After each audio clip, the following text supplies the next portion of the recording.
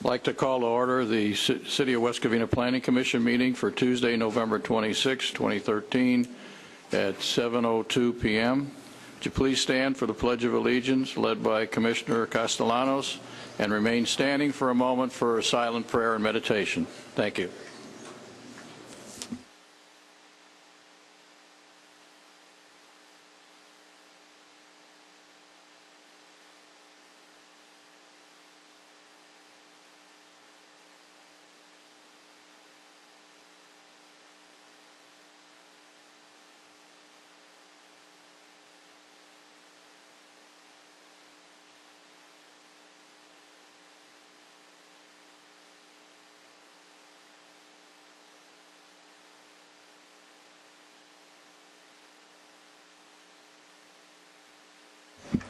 We have a roll call, please.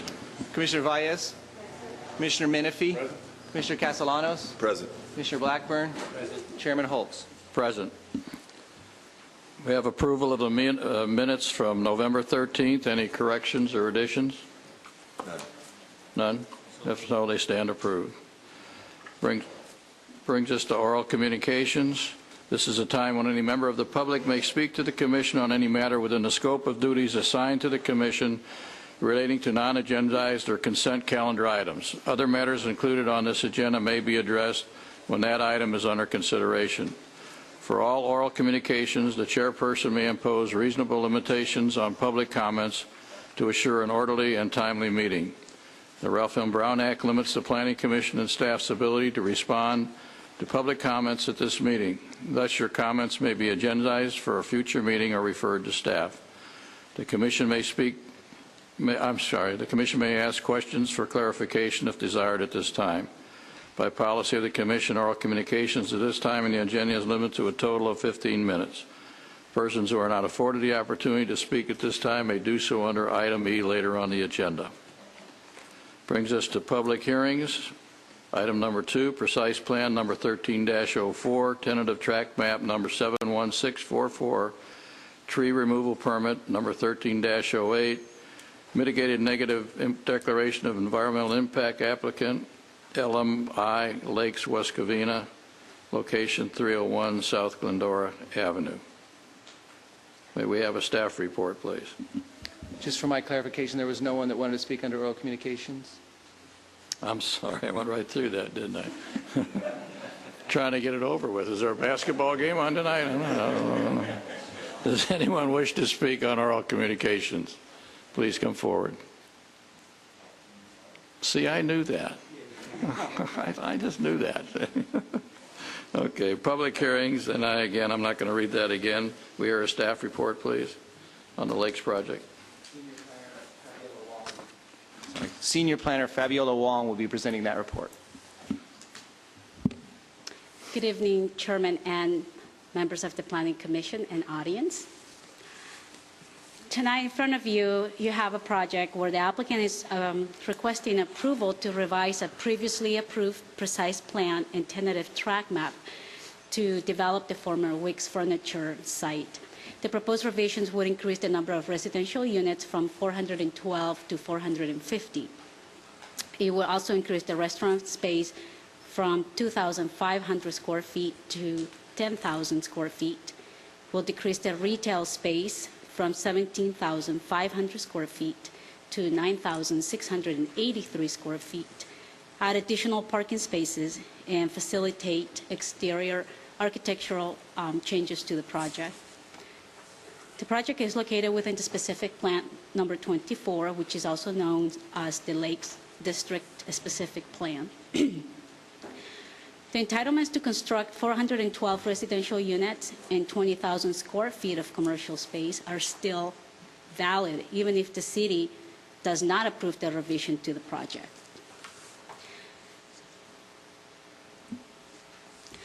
On November 20th, 2012, the City Council adopted a general plan amendment, zone change, and code amendment as part of the 2008-2014 housing element update. The general plan amendment and code amendment created the Central Business District mixed-use development land use designation and a mixed-use overlay zone that includes development standards for mixed-use development. However, as I mentioned before, The specific plan governs this specific project. However, the site is still located within the Central Business District General Plan land use designation. Mixed-use zones are intended to promote high-quality development, which benefit the community more than would having just a single use. The objective is to foster imaginative design while allowing flexibility in the design of such developments. Mixed-use developments conserve or utilize more efficiently land resources and infrastructure, as we know we're a build-out city, and also can be catalysts within the area and present opportunities for building efficiency, energy efficiency, and sustainability. A notice of public hearing, a notice of intent to adopt a subsequent initial study, mitigative negative declaration was published in the San Gabriel Valley Tribune on October 30th. The public review for the subsequent mitigative negative declaration ran from October 30th through November 20th, 2013. The mitigative negative declaration was available on the city's website, library, police department, and planning department counter. The applicant is requesting changes to a previously approved project. The requested changes include an increase in the number of units from 112 to 450. The density increased from 62.63 units per acre to 68.49. The specific plan allows up to 75 units per acre. Average unit size is being decreased from 951.9 square feet to 929.49 square feet. The restaurant space is being increased from 2,500 square feet to 10,000, and the retail space is being decreased from 17,500 to 9,683 square feet. The revised project will provide 735 parking spaces for the residential use. And what I'm showing you here is basically the difference between the original project that was approved. The original project provided, I'm sorry, I missed the 8 at the total. It was 844 parking spaces. The revised project will provide 931. The original project actually proposed 124 parking spaces that were going to be shared between the guest parking and the retail. So in this case, the revised project provides the adequate or the number of parking spaces required under the specific plan for residential, retail, as well as guest parking, which adds up to 931 parking spaces. The common open space is being decreased by 14,451 square feet. And the total common space provided will be 89,576 square feet. The ground coverage is also being increased by 2.59%. The proposed revisions to the project require the approval of a precise plan, tentative track map, and tree removal permit for the 7 sycamore trees that are being removed. The project will remain a 5-story mixed-use development. The residential units will remain in the same configuration as previously approved. The units located on the ground floor are similar in design to a courtyard design where a communal open space is provided. The ground floor units will provide a small porch private patio to meet the private open space requirement. The units located along the southwest elevation, which is along Walnut Creek Parkway, and northwest North Lakes Drive, provide a stoop frontage. All of the other units will have a balcony that provides at least 50 square feet of private open space. The applicant is proposing architectural features that will yield a better designed project than the original project. This is a slide of the original project. The original project included a condition of approval requiring the applicant to work with staff on the final architectural features of the project. The revisions to the project include pitch roofs with concrete S-style to break up the roof line and provide height variation, as well as a cornice to cap the roof areas without a pitched roof, which is compatible in a dense mix setting. The pitch roofs will feature exposed rafter tails underneath. The design includes portion of the building that project forward to provide relief and movement. The elevations incorporate stone veneer, a symmetrical window fenestration that is complemented with arch openings, decorative balcony railings, and a variety of stucco colors. The front elevation along Glendora Avenue is comprised of glazing with metal sliders, metal canopies, and stone veneer that will provide inviting ground floor storefronts. Since it's the first mixed-use project within the city, staff is trying to be careful with what's being proposed and what's being designed to avoid creating an awkward or incompatible collection of buildings within the central business district. Basically, we're kind of setting the baseline here. The project will provide separate entrance for the residential and commercial components to the project.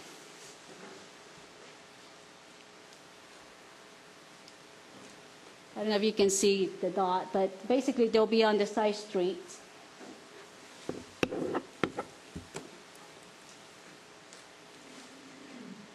To the residential, that's where they will be accessing the residential parking, which will not be accessible to the public. And the public parking will be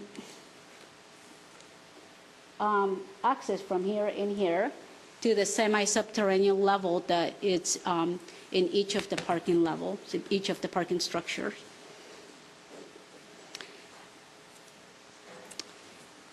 The project will also provide open space, and they are proposing 5 different open spaces areas. The first one being the pool courtyard, which will provide sitting areas, cabanas, fire pit. The second is the central courtyard, which includes a fireplace, outdoor seating, and trees. The west courtyard, which includes sports field with synthetic turf seating area in the focal arch. The northwest courtyard provides a 1.5 basketball court, and the north courtyard, which provides a bocce court and cabana sitting areas and other water features. And the project will also provide a public open space along Glendora Avenue. The median island located at the entrance will provide access to the semi-subterranean commercial guest parking, and also will provide seating areas, planting areas, and an area to accommodate the project's art public places obligation. That hasn't been proposed, but it will come later on as they move along in the project. The applicant is envisioning completing the project within 5 phases. Phase 1, as you probably noticed, has already commenced. They have obtained permits to demolish the building and do some of the demolition, which was approved by the original project back in 2011. Phase 2 includes rough grading of the site, and the applicant anticipates completing this work by the end of December of this year. Phase 3 includes precise grading and underground utilities, and the applicant is anticipating to complete this work by the end of January 2014. Phase 4 includes the construction of the parking structures, retail shell, and concrete pouring. The applicant anticipates the duration of this phase to be from February 1st through September 1st, 2014. And lastly, Phase 5, which includes the construction of the residential units and landscape, the applicant anticipates the duration of the phase to be from April 1st, 2014 through May 1st, 2015. The project is consistent with a specific plan number 24, which is the zoning, and the general plan as follows. The housing element goal number 2 calls for providing a variety of housing types to accommodate all economic segments of the city. The policy 2.4 calls for providing high quality of housing for current and future residents at all income levels to achieve a balanced community. Goal number 4, promote equal housing opportunity for all residents. Policy 4.4, encourage housing construction or alteration to meet the needs of residents with special needs, such as large families, the elderly, and disabled. Goal 5, identify adequate sites to achieve housing variety. Policy number 5.1 of the housing element also calls to provide a range of residential development types in West Covina, including low-density single-family homes, moderate-density townhomes, higher-density multifamily units, and residential commercial mixed use in order to address the city's shares of the regional housing needs. Land use element goal number 4 calls to arrange land uses with regards to the health, safety, convenience, and welfare of the residents of the city. Land use element of the commercial mixed use and industrial goal number 1, encourage the continuation of regionally significant commercial facilities, as well as supporting the future development of such uses. As you know, there's a commercial component to this project. The land use element also commercial mixed use and industrial goal number 2, to utilize mixed use development to create unique and varied housing types where appropriate in the general business district. Goal number 3, mixed use development should only be considered on properties that are located with or directly adjacent to commercial or high density residential areas that have access to public transit, utility, infrastructure, and within walking distance of shopping opportunities. Goal number 4, higher residential density and intensity should be compatible with integrated commercial mixed uses and surrounding commercial uses. Consideration should be given to the relationship of public transit and pedestrian access to available goods and services. As mentioned earlier, all trees on site will be removed. Most of these trees are ornamental trees that are not defined as significant trees in the municipal code, except for 7 California sycamores. Condition of approval requiring the applicant to replace those trees at a ratio of 2:1 has been included in the tentative track map resolution. The replacement must be at least a 36-inch box trees. The original tentative track map was approved to subdivide the site into 412 airspace lots for the residential and 1 airspace for the commercial. The revised map is proposing to create 450 residential airspace units and up to 4 commercial units. Condition of approval also requiring a CCNRs for the maintenance and regulations of the project is also being requested and is included in the conditions of approval for the maintenance and success of the project in the future. As with any land use decisions, there are always trade-offs. The project, as I said, is consistent with the zoning goals and policies of the general plan. Some of the benefits of the project is that 450 residential projects will assist the city in achieving its fair share of regional housing units.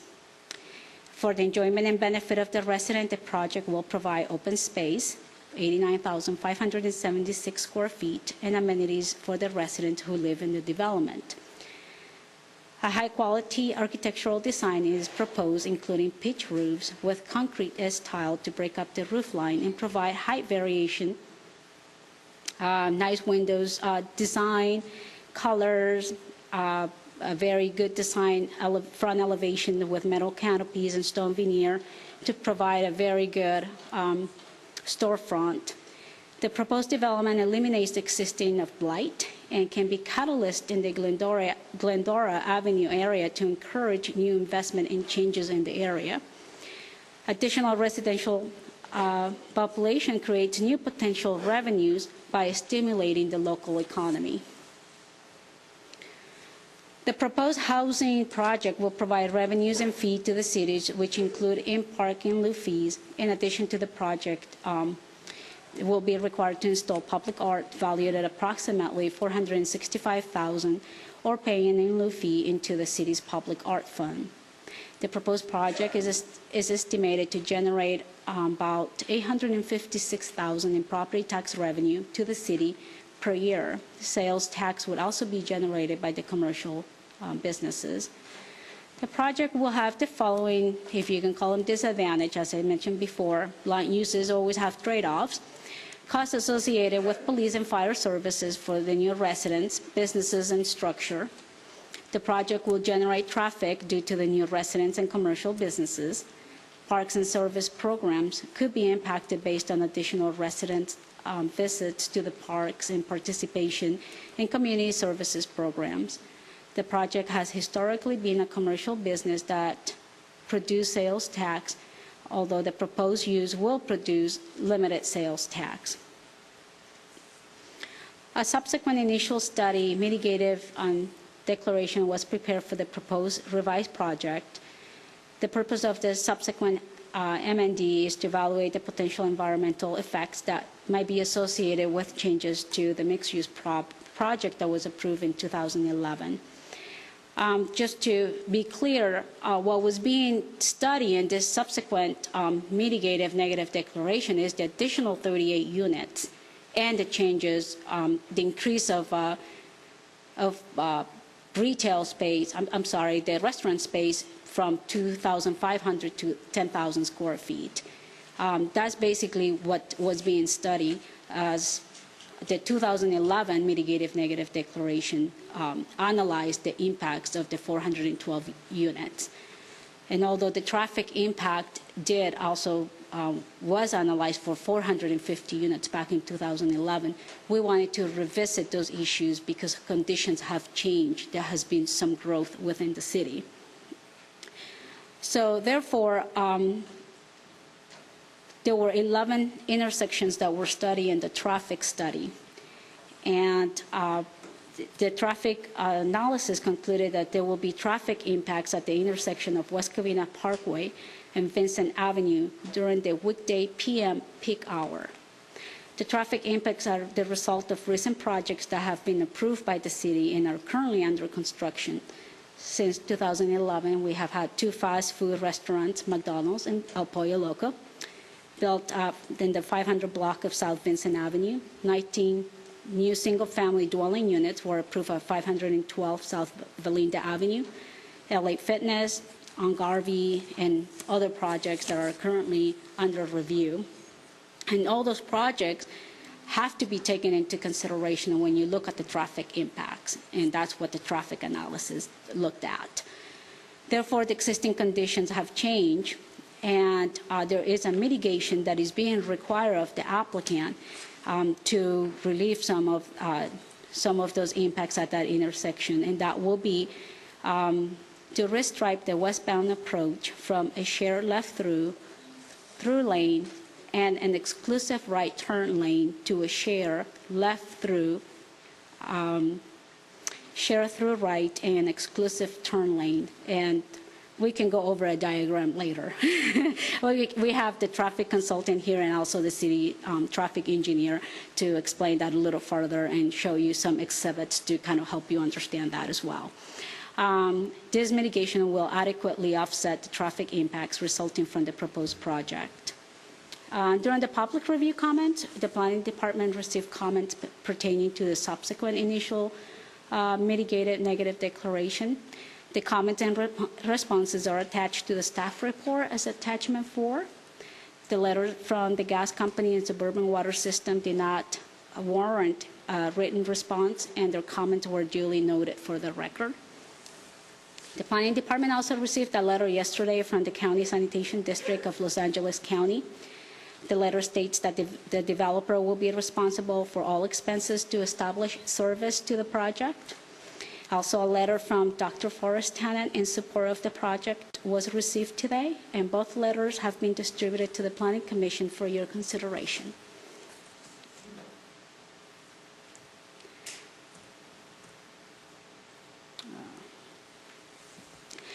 In conclusion, the revised project is consistent with the Lakes District's specific plan and very similar in intensity to the previously approved project. The project provides a more interesting design than the original project. The applicant revised the architectural design, provided more parking, and revised the ratio of retail and restaurant space to allow for larger restaurant tenants. The project provides an attractive and desirable site layout by placing the units oriented towards the street, providing a stoop frontage on the units located along Lakes and East Walnut Creek Parkway. During the Planning Commission's review of the original project, some of the commissioners had expressed concerns regarding the number of on-site parking spaces being provided. The current design proposes more parking spaces to address the parking concerns. Also, just like the original project, the applicant will also cover the cost of improvement along Glendora Avenue and Lakes Drive street frontages to allow 53 angles and strike parking spaces where parallel parking is currently allowed. These parking spaces cannot be counted to meet the off-street parking requirements, but they will be there to serve guests and customers as well. The project, again, is consistent with the general plan and also with the surrounding land uses. Staff has analyzed the proposal and concludes that it merits approval subject to the conditions of approval, standard requirements, and mitigation measures. Staff recommends that the Planning Commission adopt resolution certifying the subsequent mitigative negative declaration and approval of precise plan 13-4, tentative track map number 71644, and tree removal permit 13-8. There are a few corrections that need to be made in the resolution, and I'll go over those. The applicant would like approval to have the ability to subdivide the commercial portion of the project up to 4 condominium units. So the changes will be made to reflect that throughout all the resolutions applicable to the project. In addition, there are a few changes to the conditions of approval. This includes precise plan resolution, which is page 6, condition I, to delete the reference on the bioswale and spa. The project has been redesigned and no longer needs a bioswale, and the spa has been eliminated.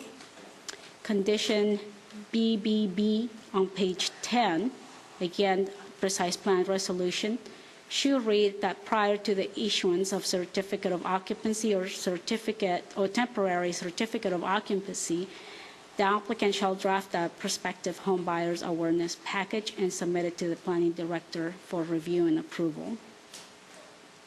Tentative track map resolution, page 1, the first whereas should reflect 450 units and 4 commercial condominiums.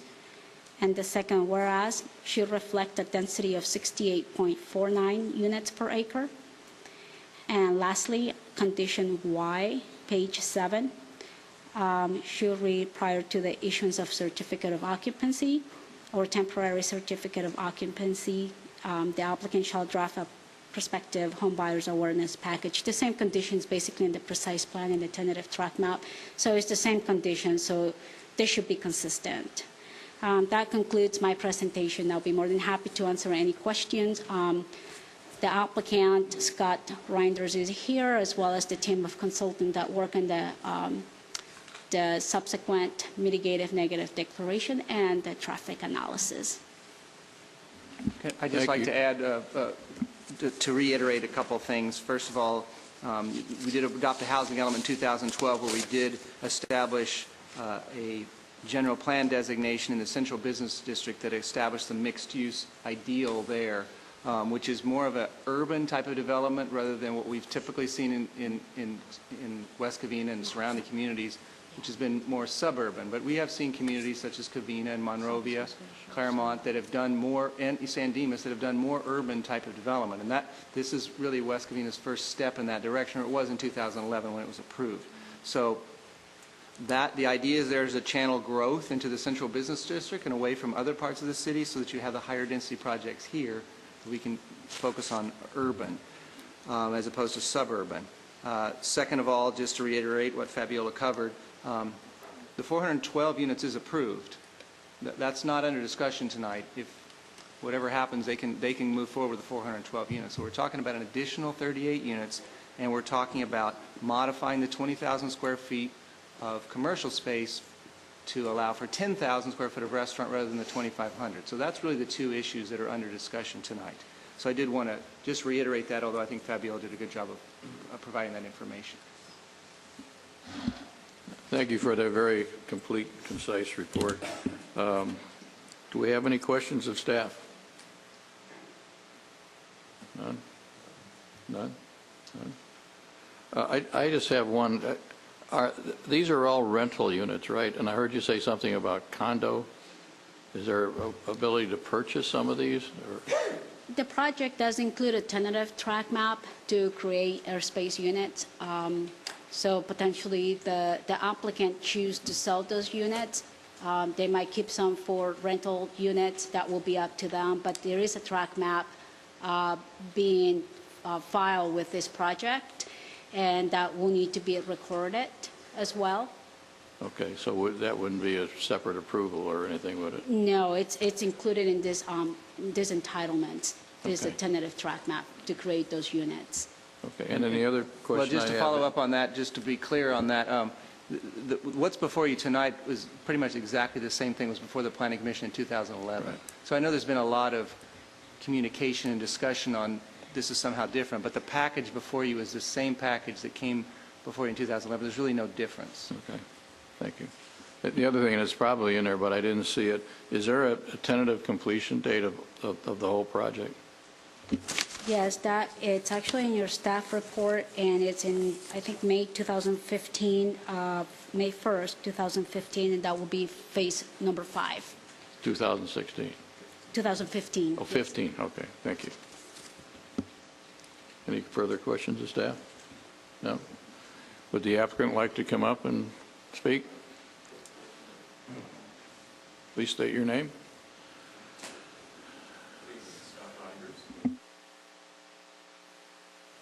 Is it on?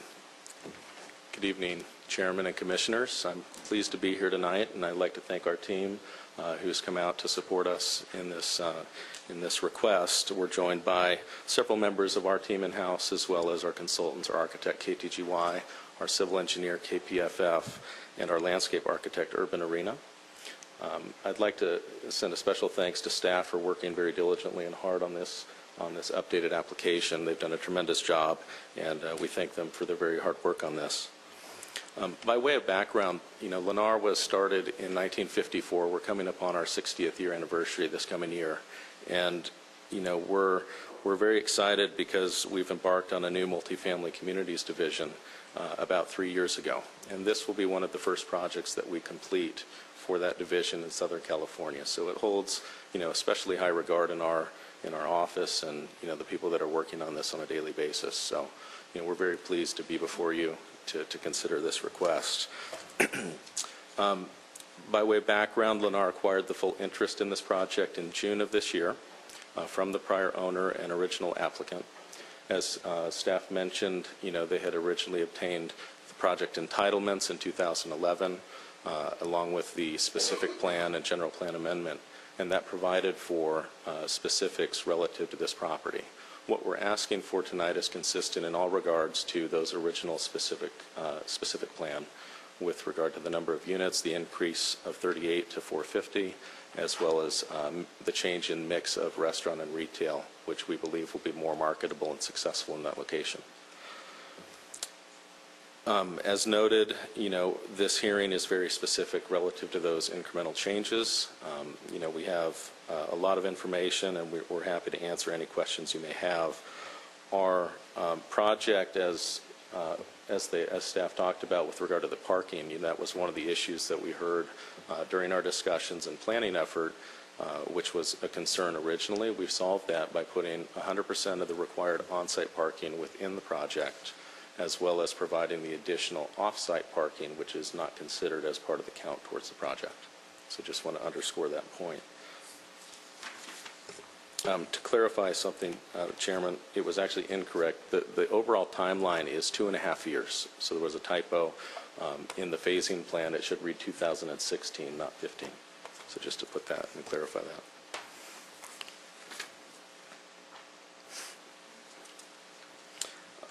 With regard to the architectural changes, we retained the main architect for the project that worked on the original application, and we've worked really hard to develop a building that we're very proud of with a lot of articulation, materials. You'll see a materials board behind staff that shows the stonework, color scheme, and palette. You know, we've really tried to enhance the exterior of the building as much as possible, and we think that we've achieved a great look and feel, and it relates well to the street and the surrounding uses.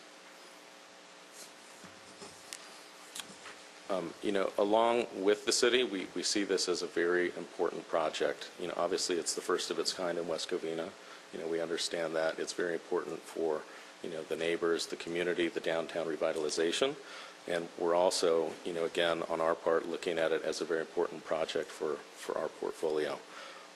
We began demolition in September. That is nearing completion if you guys have been around the site. We're looking forward to getting construction moving as soon as possible thereafter. We've proposed a sequential permitting process, which staff has been working with us on, to be able to pull the permits for rough grading and precise grading garages and vertical construction thereafter. So we're very excited to be moving this ahead in the coming months. You know, with regard to your question about the mapping process and for sale versus rental, you know, our plan for the project is to have a 100% rental community with the ability in the future, with the recorded final map, to be able to sell those units if market conditions change and that becomes a viable option. Our intention up front is to be 100% rental. So just to be very clear about that. And again, Lennar, as a company, is very deeply committed to making this successful. You know, this is something that we're very proud of, as I mentioned. You know, we're looking to have a long-term successful relationship. You know, we're looking to build a best-in-class portfolio of communities throughout the nation and specifically in Southern California. And we're going to stand behind everything we do. And we're going to be there to make sure that everything's operating smoothly and runs well. With that, I know there were a couple of items to be clarified in the staff report in the conditions. There was one which I wasn't sure that I heard relative to the improvements along the northerly section of lakes with regard to the 9.5-foot improvements. And I just want to clarify that that was another item that we were discussing, and potentially there's alternate language. The intention is to maintain the existing roadway width, which would not quite meet 9.5 feet. And I know we spoke to engineering about that to clarify the issue. So I just want to make sure that gets appropriately referenced. And with that, you know, our team is here and ready and able to answer any questions you may have. Thank you. Is there any questions of the applicant? I have one. We talked briefly in the staff report about arts in the public places. There are several of your legends in your marketing brochure that identify spots where you highlight artwork. And I wanted to make sure that it was clearly understood by you that in this city, the artwork is not necessarily to be brought to us, although you may have ideas that you bring to us, but it's ours to approve. And so that's separate from what I thought was perhaps an oversight when we said you're expected to do this amount of artwork. Right. So our understanding and what we've been discussing internally and with staff is to place the focal art piece to comply with the art program at the front door of the project, at the front drive entry. Well, we want to discuss that, I think, because we believe in art for public places, and I'm concerned about placement of art in such a manner that it might not be very visual to the public. So, but I'd like to hold that as an issue and make sure that we have the understanding. And I think that's correct, isn't it? Yes, I think it's correct. I think that what the applicant is saying is that they've got an idea where they want the artwork, but they haven't selected any artwork or gone any further than that. I see. That's All correct. Right. We've identified the location within the front door of the project along Glendora between the two retail elements. Good. Thank you. Look forward to that. Thank you. Nobody else? Thank you very much. Oh, I'm sorry. I had a question. What was the reason that you changed from the original units that you were going to build to 450? Why the 38 more? So when we entered the process, we acquired the plans that were in the building department for plan check, and they were already at 450. The prior owner had submitted the original precise plan update application to consider the updated increase in program, and that's when we entered the process. And it was through discussions with staff that we elected to create one set of requests instead of having them complete that process and then having us come back in and redo it all over again. Thank you, sir. Okay, thank you. Okay, I have a number of cards here, and I'm not too sure. I'm going to bear with me here. You haven't said what item you want to talk about, or if you're for it or against it. So I have one here from Harvey Sherman. You want to talk on this project at this time? No Harvey Sherman? Okay. I have another one here from Jose Jimenez. See here. Are you talk on this project? Yes. Are you for the project? Yes. Okay, please come forward. Thank you. Please state your name. Jose Jimenez, 1629 East Thelborn Street, West Covina, California, 91791. Thank you first and foremost, staff. That was a very thorough presentation. In your packet of information presented to you this evening, my concerns were provided as part of the attachments. I believe they're towards the end. And really, first and foremost, I want to come out and really do say that this project is a great opportunity. It's an opportunity for the city of West Covina. We're looking at the first mixed-use development for the city. So for that, we should embrace the proposal. Before us this evening, my numbers tell me that it's about a 10% increase in the number of units, and approximately the same percentage for the parking. The one number that wasn't really discussed was the open space. We're actually looking at a reduction in the open space that's being provided by the project. It's approximately about 14,000 square feet, which really represents a decrease from about 14% from what was originally approved back in 2011. Nonetheless, there is the potential to mitigate the loss of open space. I believe in our ordinance we do have the collection of park dedication fees, and that is one of the primary reasons why I'm here. This project is one of those projects that's a statement project. I do want to commend the development team for not coming back with a big boxed retailer here and actually are considering something as unique as this, as that area really does need and requires some sort of synergy, some sort of shot in the arm to help some of the struggling uses in the immediate area. I'm sure the theater can benefit from it and can also complement a lot of the mom and pop shops on the east side of Glendora. So again, on that side, I think there is a lot of positives to gain. Again, going back to the park dedication fee, I was a bit surprised that the dollar amount was different from what I previously heard the city manager state, which was the potential that this project could generate, I believe back in September, and is published in the Tribune. Approximately $3.5 million in park dedication fees were to be provided by this project. I do see a different number in staff's recommendation. I'm not too aware or familiar with how the reduction was obtained, but nonetheless it is a positive, and it's something that will benefit the community as a whole. So again, we're looking at a project that's a statement project, but on top of being a statement project, it should be a statement for the city. Again, through tentacles extending out, we have a great opportunity to not just provide a complementary use to the immediate area, but something that's really going to benefit a lot of our members of the community, both residents, children, both existing and then future tenants that may live here. Again, I do want to mention that I am in support of the project. I do like what I see before us, and just again would encourage the development team to stay involved with the city, hopefully help on my kids at the West Covina Youth Soccer League to help us get our field moving as we need those fees. So again, thank you for your time. Have a good evening. Thank you. Thank you very much. Okay, another one's, I'm not sure what project or if you're for or against. Sharon Anderson, are you for the project? No. Okay, we'll bring you up a little bit later here. Okay, John Shoemaker, as usual, you've got a question mark for or against. You're iffy. Would you want to come up and talk iffy? You're against it, okay. Scott Reinders? Oh, okay. You're for it, aren't you? How'd I know that? Okay. Herb Redholz.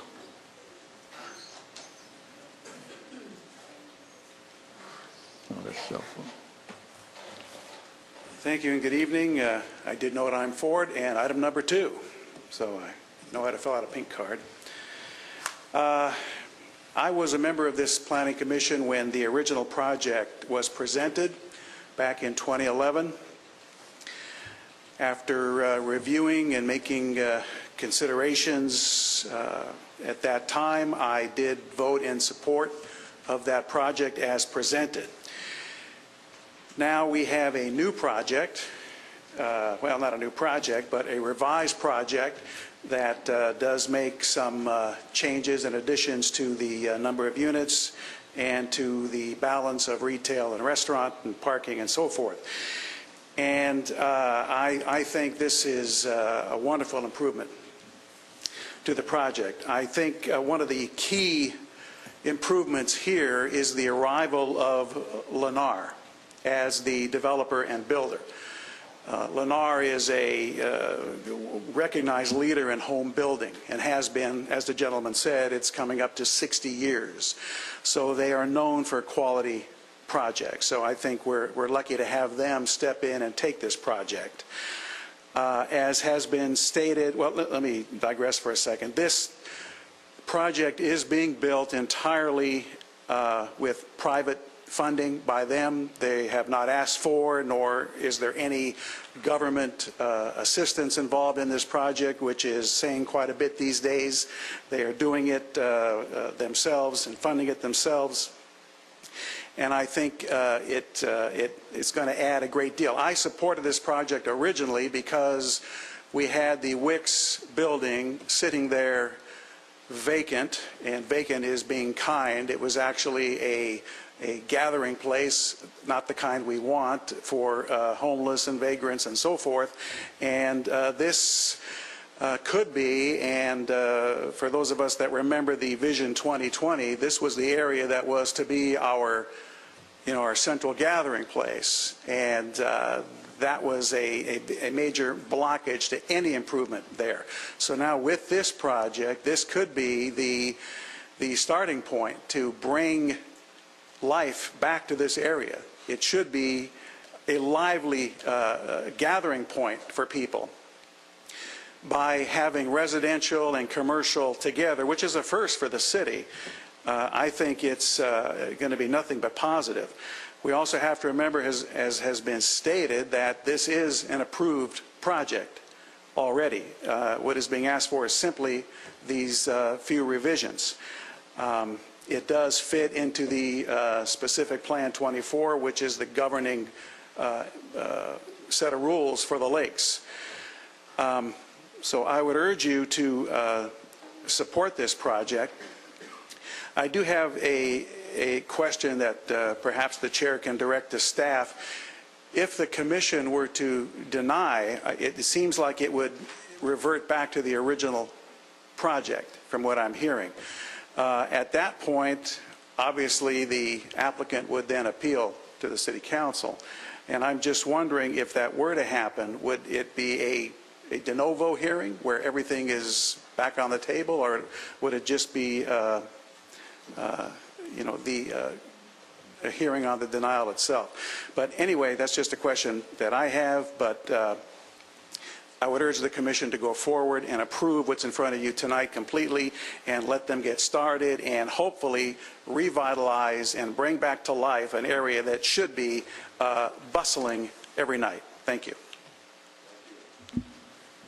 Would staff want to comment on that question? I would suggest hearing everyone, and then we can respond to questions at the end. Forrest Tennant?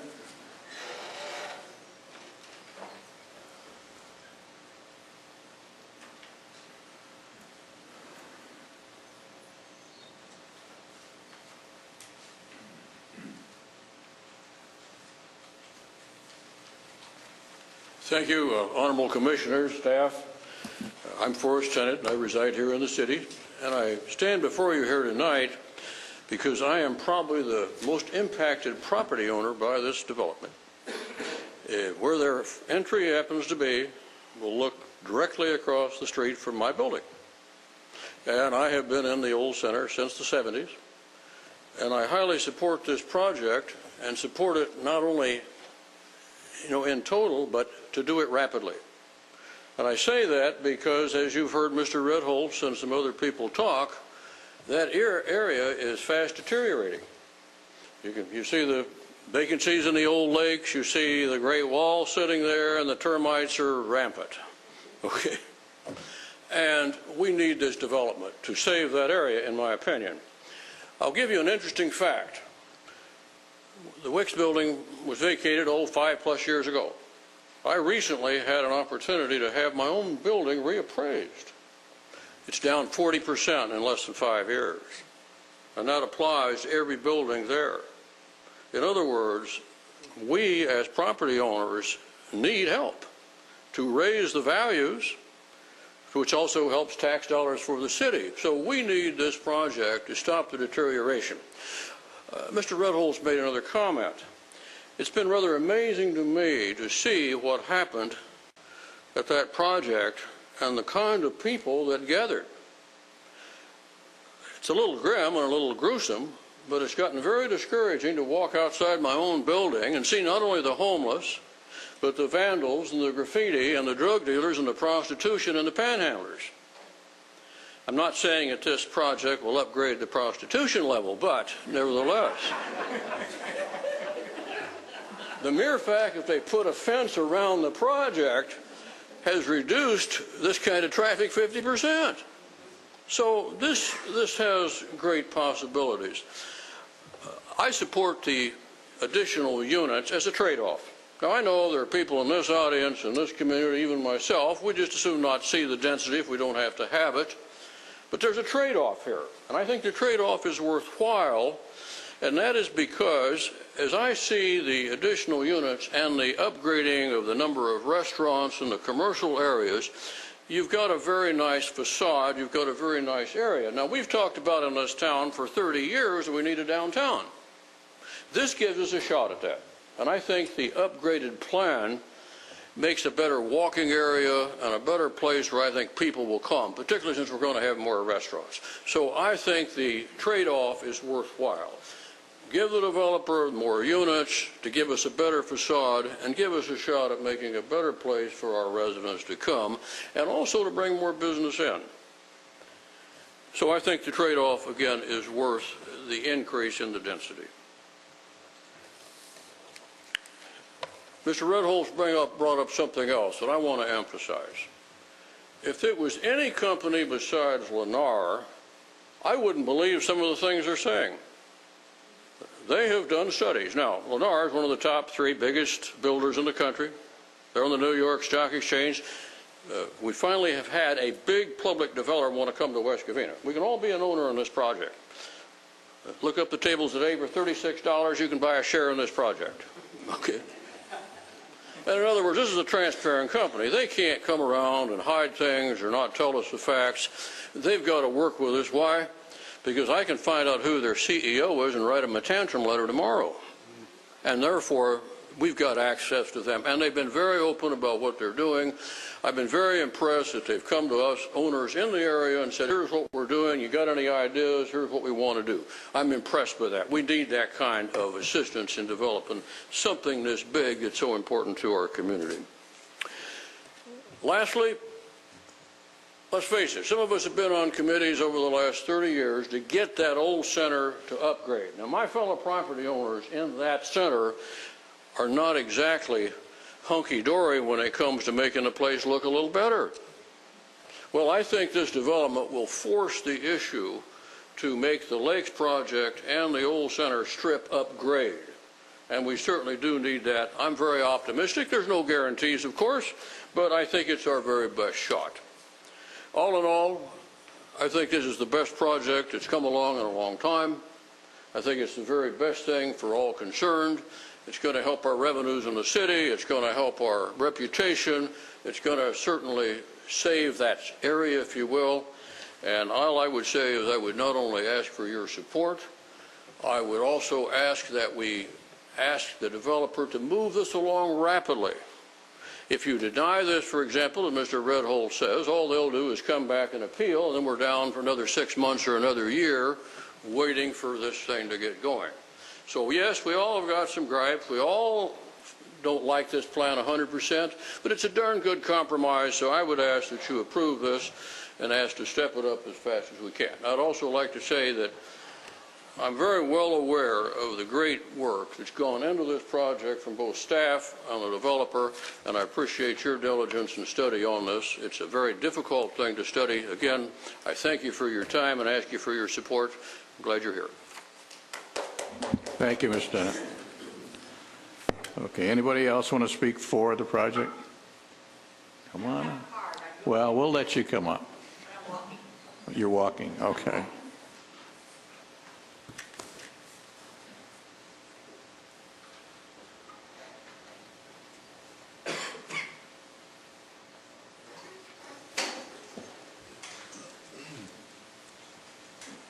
You're walking a lot better.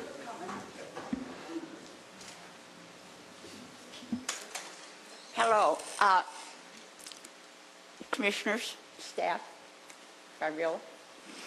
My name is Carolyn Arndt. I'm the chairperson of the West Covina Improvement Association, and we have had a wonderful, wonderful November. This is a continuation of the change in the direction of our city.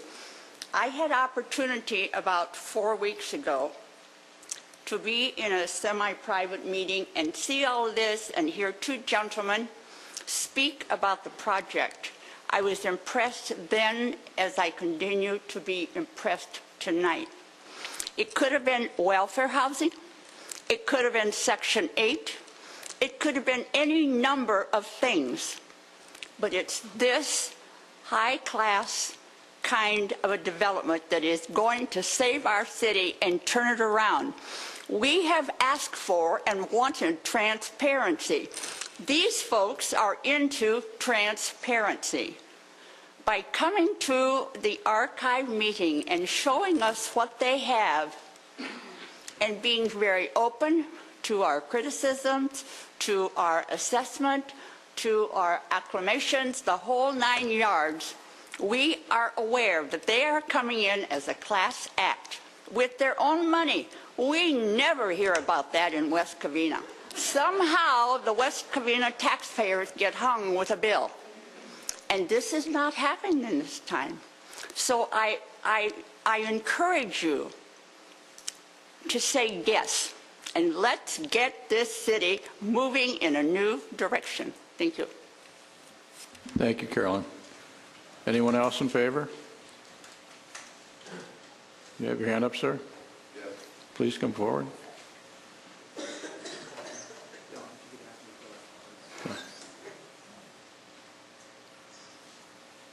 There is a public concern. You please fill out a card when you get done for us. I did fill out a You did? State your name. form. My name is Harvey Sherman. Oh. Okay. There is, and this would be an ideal public concern if we could talk to Verizon to get Fios in the area. It would jointly help the people as well. And Are you talking on the project at the Lakes project, sir? that, and I live not too far from there. So also be in the residential area where I'm living as well. Because people are getting into computers and communication. That's essentially important for everyone. And this is what we need. I mean, here we're trying to upgrade and develop the city. Well, that's part of it too. It's what I believe is right. Thank you.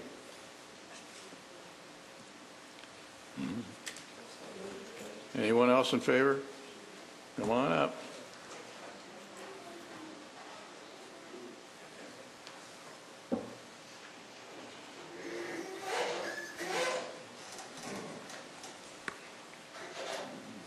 Please state your name. My name is Laura Jimenez, and I'm here in favor for this project, not only because as a resident, it's going to be a better place for all of us, it's going to increase business, but I think it's going to help the youth of West Covina. I brought my son and my daughter. They're a part of the soccer league, and we are looking forward to having a home for them so that they can play their games and we can have safe facilities for them, restrooms that we need, and I think this project is going to aid those fields, and so we're here to provide our positive feedback and our encouragement to get this project going as soon as possible. Okay, thank you very much. Thank you. Anyone else in favor of the project?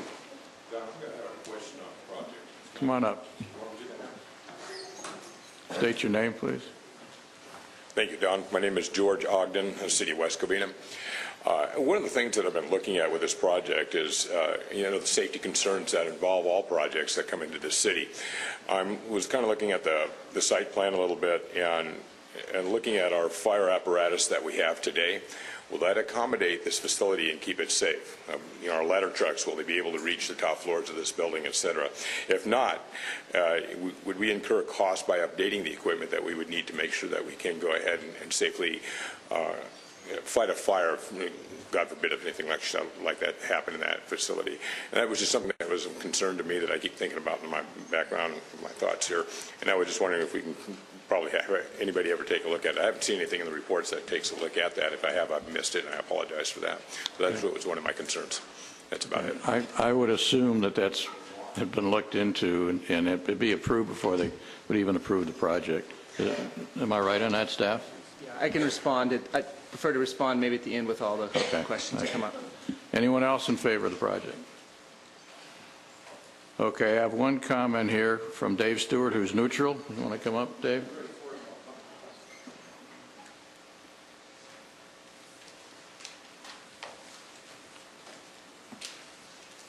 You're for the project, Dave? Yeah. Okay.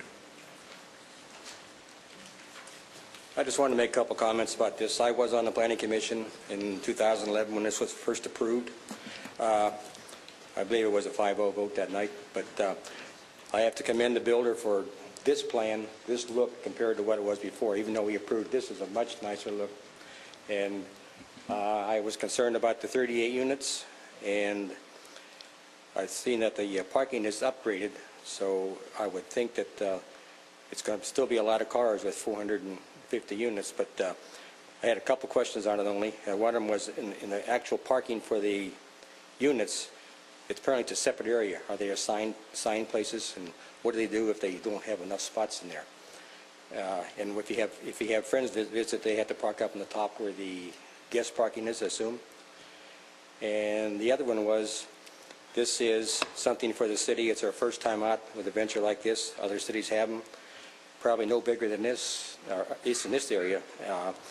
But I'm looking forward to seeing it there.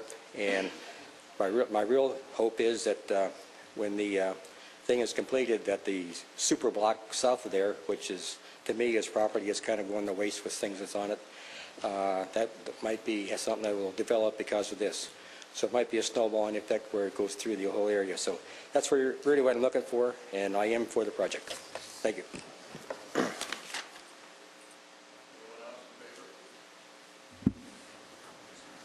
Sir? Okay. No one else? Okay, we'll go to against. I'll start out with Jerry Potras. Am I saying that right?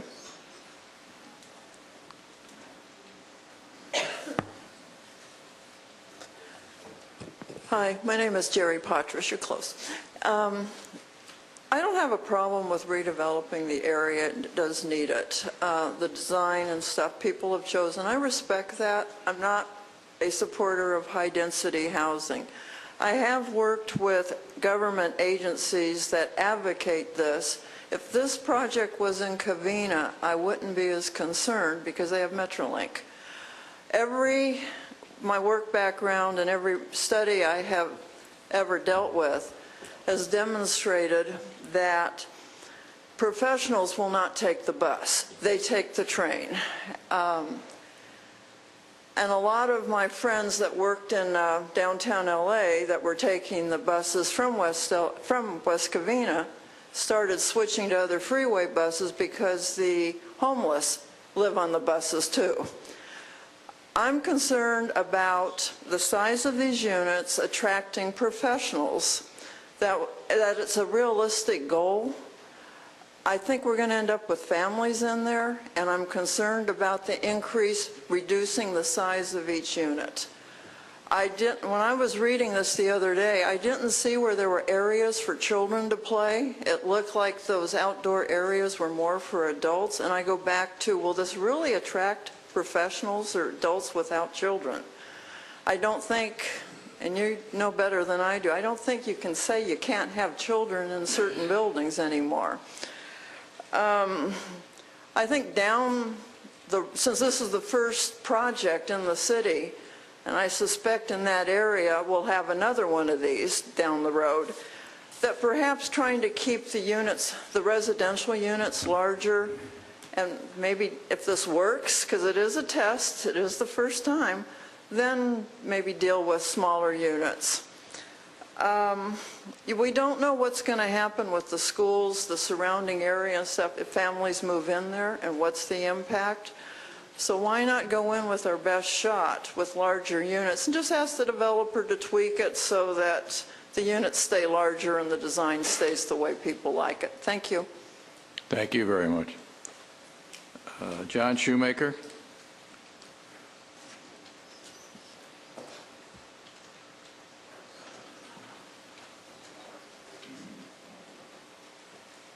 I think I'm kind of like Jerry, that not necessarily against it, but I have concerns. And one of the concerns that I have is that this is rentals. We're bringing in people into our city who have no stake in the city. It's a transient population. You look around our city and go, where are our biggest problems? They're all located in rental areas.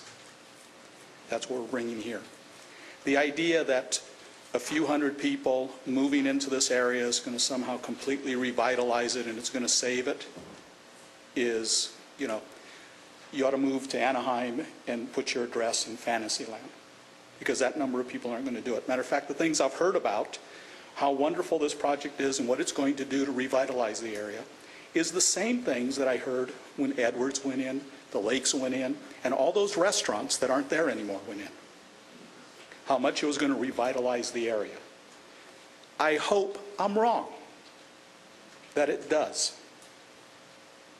I sincerely believe that. It's a beautiful project. No ifs, ands, or buts about that. I'm not crazy about high density, but I've said for years I think the area that it's going into and that whole corridor area is perfect for it. That's where it should be. We shouldn't be putting these things in the middle of a neighborhood, as some of our surrounding cities have done. House, high density, 4-story building, house, another building. It just doesn't look right. So from that idea, it's all right. One of the questions that I have, and I just want to understand this, I read different city reports and it says the city will receive $800 and some thousand. I did a little calculation. We get, property taxes, just use round figures, is 1%. Which means that project would be worth, in the neighborhood of $90 million. But we only get 13% of that 1%, which means the project is worth $550 million. We're going to get 13 to 15% of the 860, which doesn't even pay for one more policeman in our city. So that's why I'm saying, as we look at these things, is it, I hope I'm wrong, and it is, it helps bring things along in our city. But we're going to receive, $120,000, $30,000, which is better than nothing, and probably another, $15,000, $20,000 tax that barely pays for one more police officer. As I said, the concerns that I have are what that area is going to really be. And hopefully it does bring values up, because if the values go up at Dr. Tennett's building, it means values are going to go up throughout the city, because it's going to be more a place that people really want to live. You know, I think it's kind of funny that, and it's not our planning department's fault, it's the current city council's fault, that we talk about we want these things where they're near bus lines or rapid transit or, you know, public transportation. And we're the city that spends all our extra monies that we get to increase public transportation in order to pay for deficits in our budget, which I've always thought was kind of funny, and we only get 75 cents to the dollar on it, which is even kind of stranger. So, you know, I agree. You know, the one thing that I'm looking at is from the past, a lot of things have been promised to us and they haven't been. I hope this is the start of a long relationship and they do what they say they're going to do. The project is successful and then they come back with many more.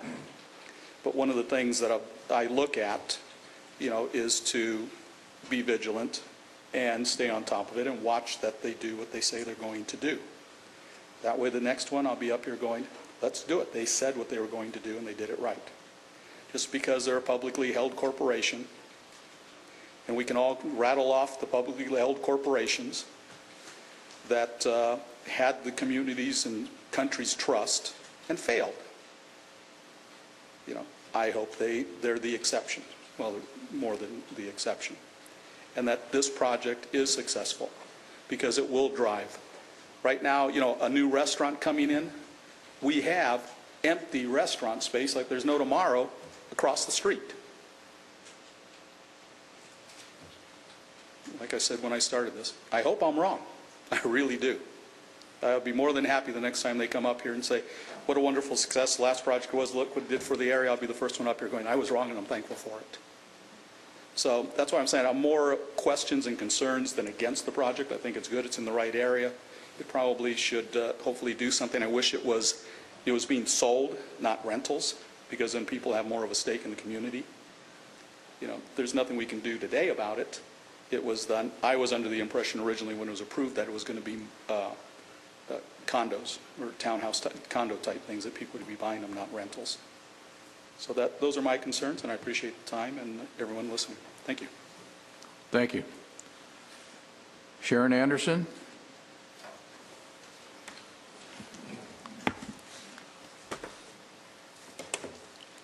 Good evening. My name is Sharon Anderson. I've lived in West Covina for approximately 58 years. I grew up here, went to school, got married, came back, and I'm here to stay. Lucky you guys. Anyways, I live at 1513 Larkwood, and my concern is behind me at 1520 or 520 South Lark Ellen, they're putting in 45 new houses. Across the wash there, Church of Christ, probably going to be going down, probably going to be putting houses there too.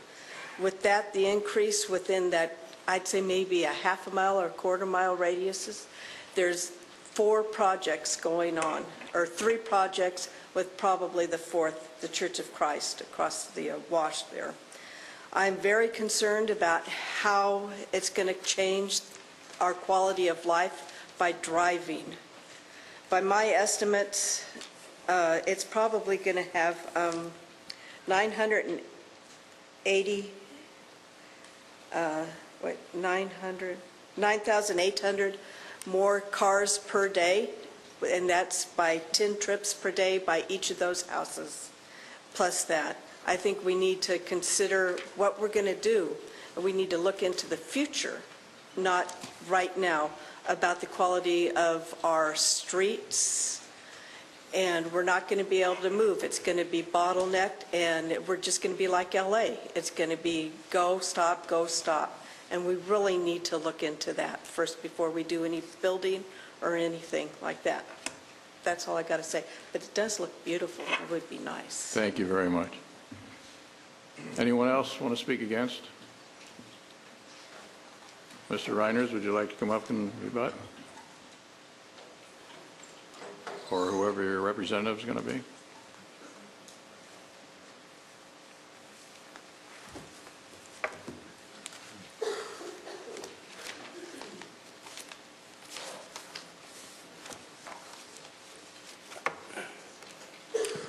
specifically would you like me to respond to? Whichever ones you want. Any of the questions raised? Okay.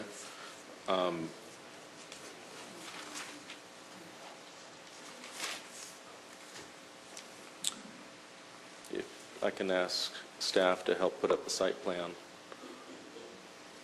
First question I had heard were areas for children within the project. Actually, that would be better, the zoomed-in turf court field.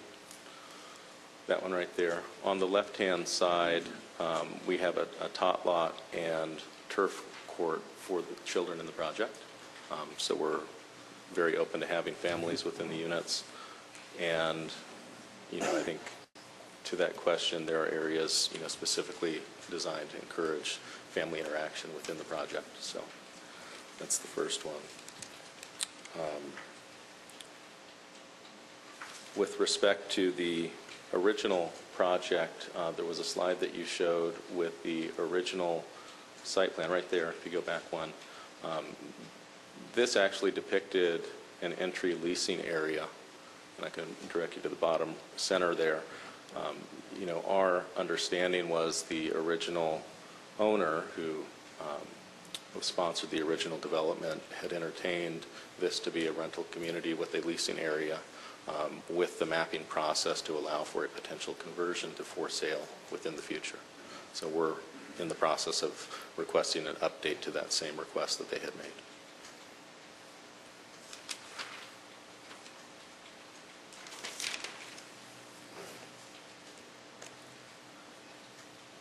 I'm going to leave it to staff to respond to the financial questions, if that's okay. And we have our traffic engineer present if there are specific questions relating to the trip counts and how the updated traffic study was completed. So I think they're better addressed, you know, for those items. Yeah, I think there was a question about parking too, guest parking versus resident Right. parking or something. If you can go back to the site plan. Thank you.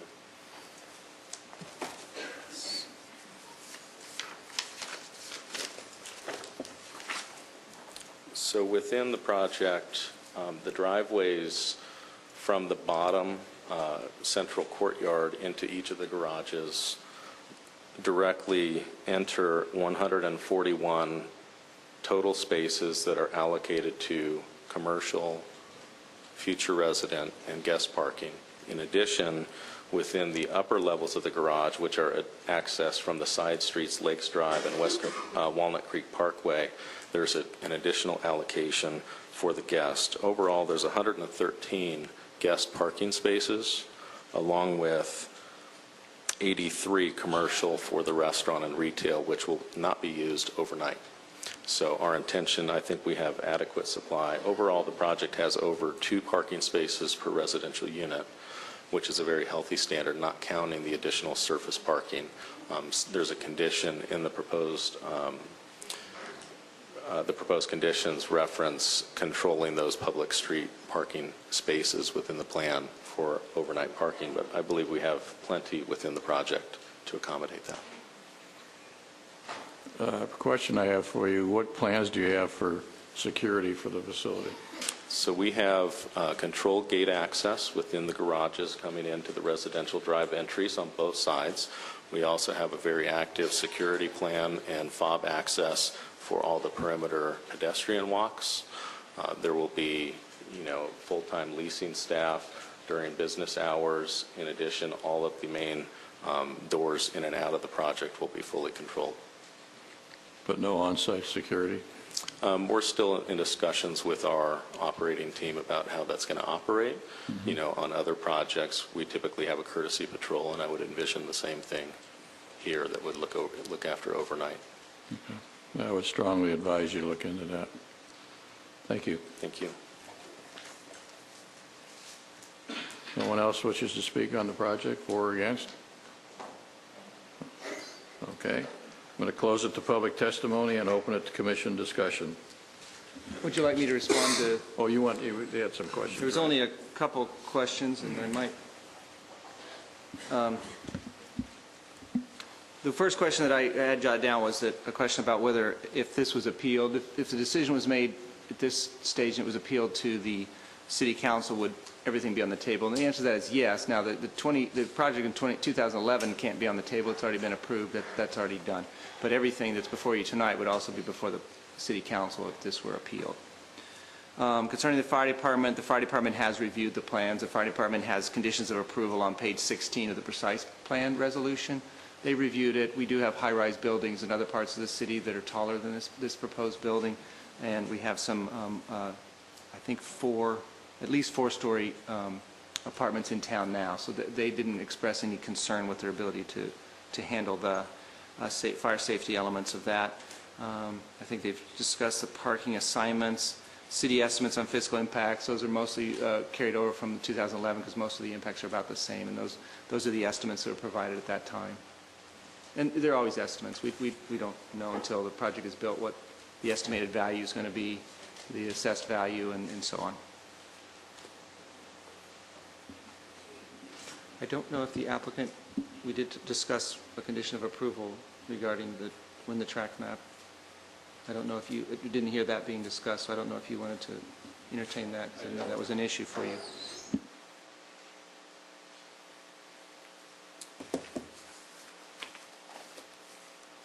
So I'll just recap my notes that I had on the specific conditions really quickly.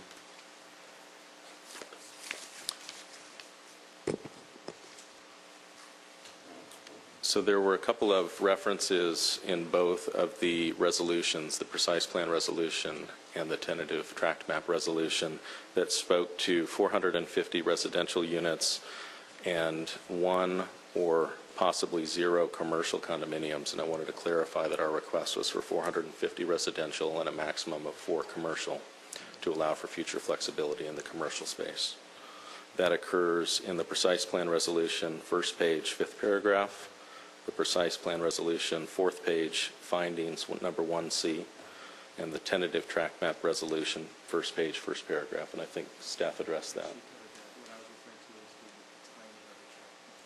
Right.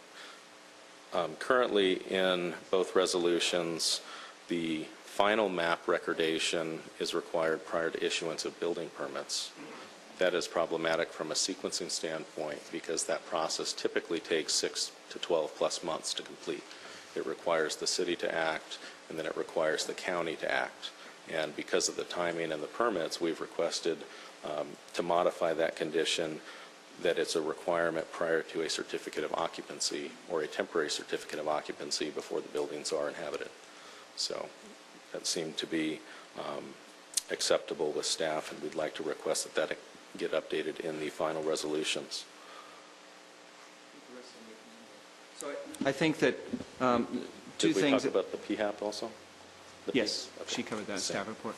The two things that Mr. Reinders had mentioned, to remind you in his earlier presentation, that one of the conditions requires a 9.5-foot sidewalk. We're okay to reword that to require a sidewalk to the existing width of the parkway, because we don't think it's 9.5 feet right now. So we're not asking for dedication. We're just asking to preserve the existing. So that would be the solution to that one. And then we have, in speaking with Mr. Reinders yesterday, we do have a substitute condition that could be in place for the timing of the track map. Recordation of final track map with the Los Angeles County Recorder shall be required within 1 year of the approval of the tentative track map. No certificate of occupancies or temporary certificate of occupancies shall be issued for any of the residential units until the final track map is recorded with the Los Angeles County Recorder. So we're acceptable to that. We usually don't write them for conditions to be fulfilled at the certificate of occupancy. It's a little harder working with that than it is with the building permits. But we're okay in this situation because we know that Mr. Reinders is correct. This will very much throw off their timing. Probably 6 months, 8 months and off schedule. It may also delay between the sequencing from the garage to the start of the vertical construction.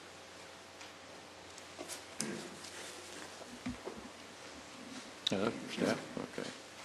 We'll close public testimony and commission discussion. Who'd like to start? Commissioner Blackburn? I appreciate Mr. Redholtz, Dr. Tennant speaking, Dave Stewart, along with Mr. Redholtz as basically on the commission to approve this. looking at the plans that were approved, I think the plans that are being presented by the applicant tonight are substantially better. I think it's definitely a more beautiful project. One of the concerns that I have is traffic. And if anybody's been in the area of Vincent around 4:35 at night, traffic is definitely bad. It's, I'm sure the applicant and staff is working to hopefully come up with some solutions. As Dr. Tennant stated, it's been an eyesore. It's been for 5 years. It's been an eyesore. And if we've had homeless people, if we've had vandalism, the graffiti, and especially property values for everybody that is on Glendora. Hopefully this project will be a great project.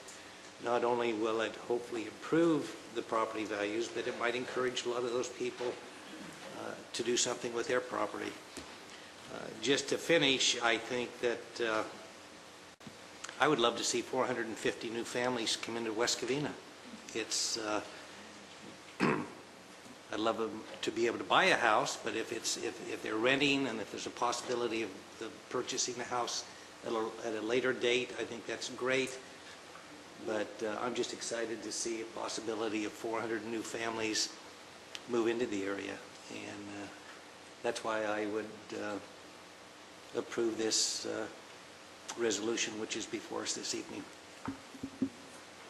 Thank you. Commissioner Blackburn? I'm sorry, Castellano. I agree with everything fellow Commissioner Mr. Blackburn said. I know there's definitely concern about traffic and should be addressed, but there were comments about professionals not wanting to take a bus and preferring a train.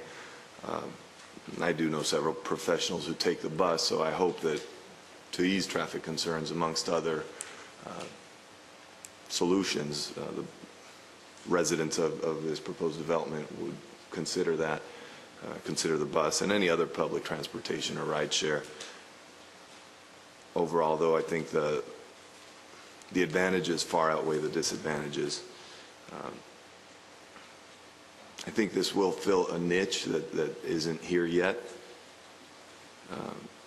And in regards to concerns about the residents of a development like this being transient or problematic, I don't think the price point for these will bring in that kind of problem. I think it's going to be a demographic that has means and more than likely a professional type of demographic, and probably not home all day long, probably working. And you know, to the extent that they're going to spend their evenings and weekends around here, they will be invested in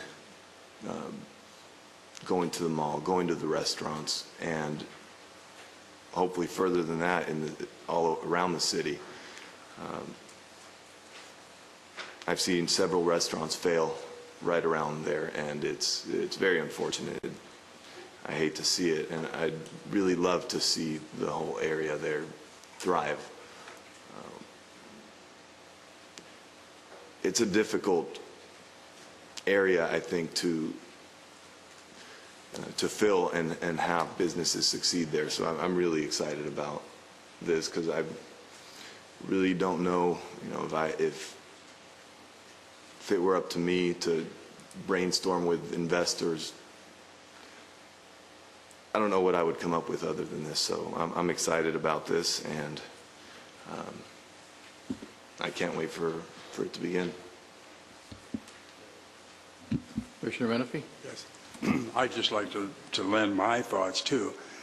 We've talked for a long time about mixed commercial residential use, and I think this is a marvelous example of that, and a wonderful opportunity for the city of West Covina to bring the density into the core of the city that this presents. I hope will start us thinking about what other cities have done to encourage that taking place. I'm very supportive of this. Commissioner Velez? My comment is to the developers. I want to thank you for having the vision to come into our city and building it up. It's a beautiful complex that you're building. And I totally agree with the rest of the commissioners.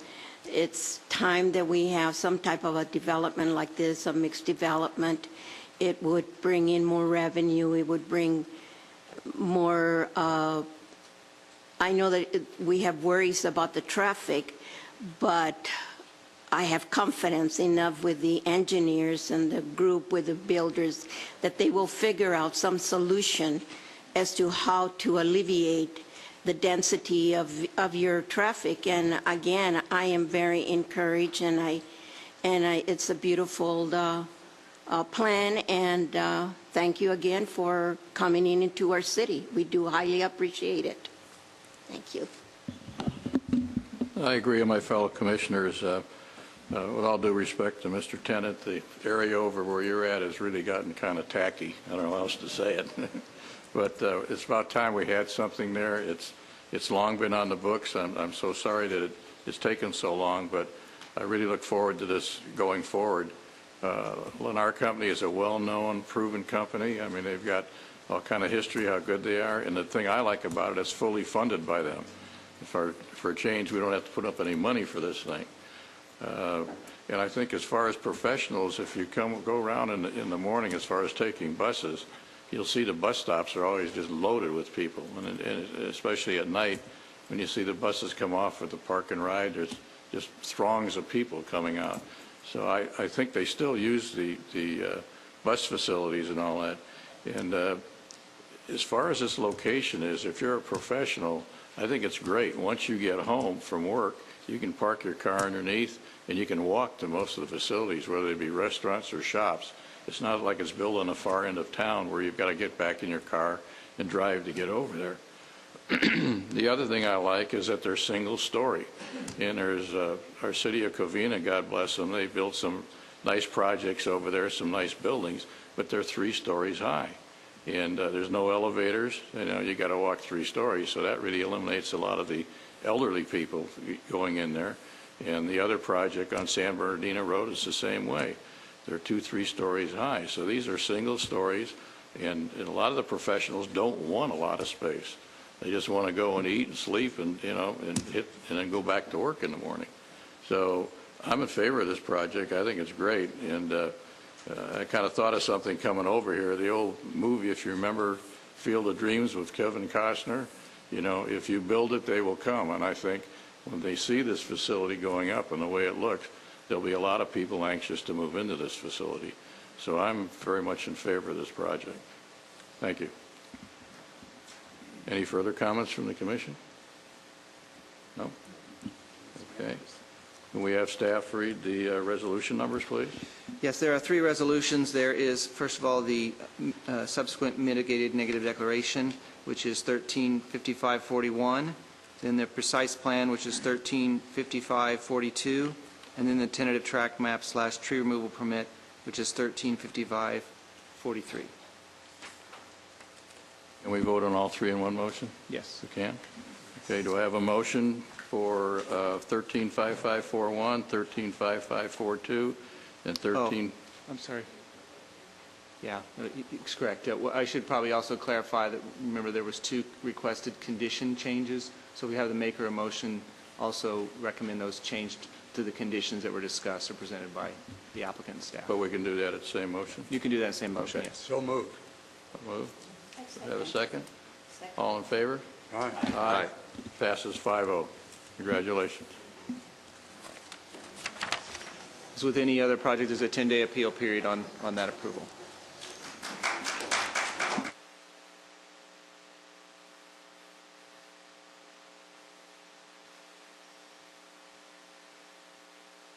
Let's take a brief 5-minute recess so we can clear the court.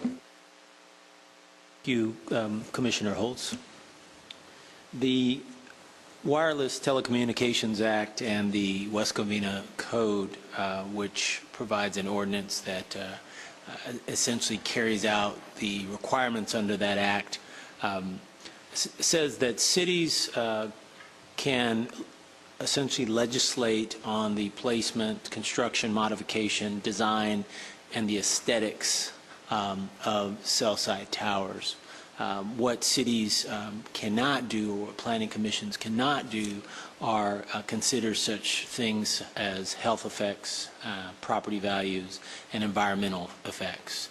In fact, the Telecommunications Act specifically and consistently has been found to prohibit considerations of health effects when making a decision on a permit or a application. Thank you very much.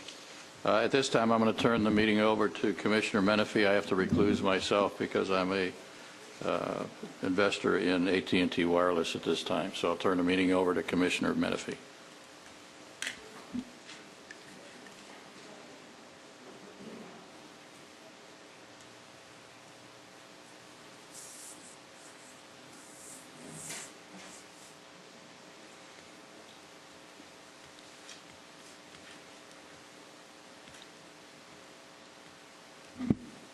Okay, I think we'll start with the staff report.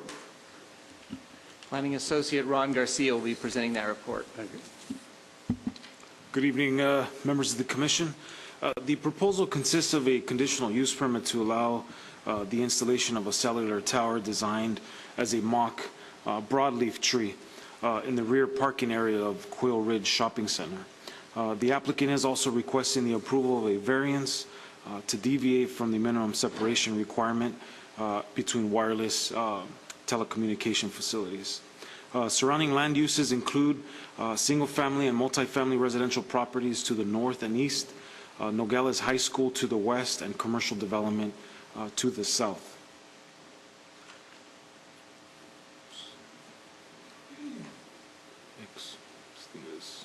I'm sorry, a bit of a technical difficulty here. It's not changing over. Oh, there we go. Oh, there we go. Thank you. Sorry about that. The proposed tower and shelter will be located on the easterly portion of the property, directly behind a commercial building. Staff has provided in this site plan. The proposed facility is located behind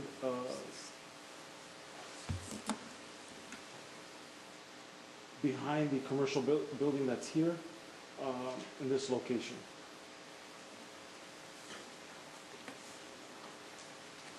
AT&T intends to lease about 625 square feet of the rear parking area of the commercial center for the new wireless facility.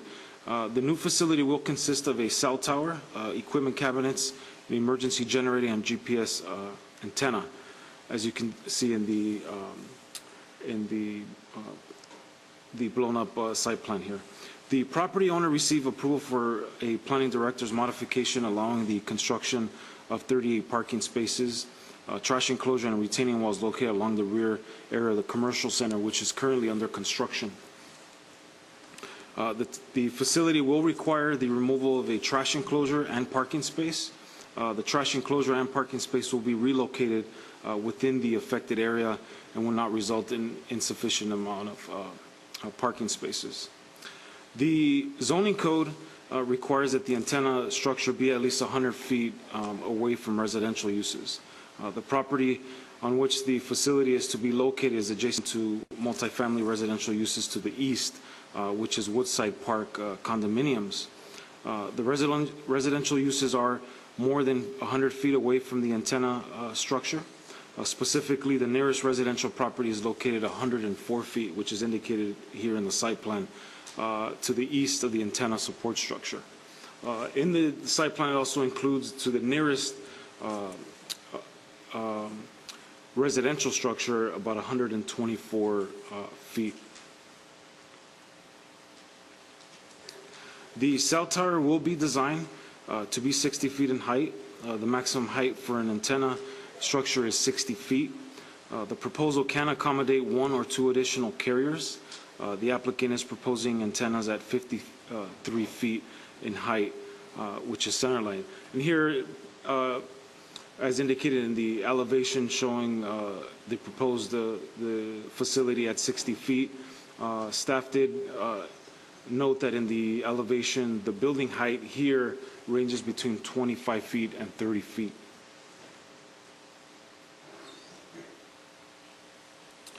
The zoning code requires the antenna structure be located at least 1/2 mile or 2,640 feet away from any other antenna support structure. The proposed wireless facility is approximately 686 and 792 feet away from 2 existing wireless facilities. The minimum distance between wireless facilities with a 20% exception equates to 2,112 feet. The 2 nearby wireless facilities are located directly across from the shopping center at Nogales High School. Here in the aerial indicating exactly where the 2 neighboring wireless facilities are located in comparison to the proposed facility. Staff inquired if the applicant had considered a co-location on the existing light standards at Nogales High School. The applicant indicated that the height of the existing wireless facility located at the school were of adequate height to achieve the needed radio frequency coverage to co-locate. However, it was determined that there is not sufficient space for additional antennas as the space is already utilized by other carriers. So the proposed antennas that cannot be installed on the existing towers at Nogales High School.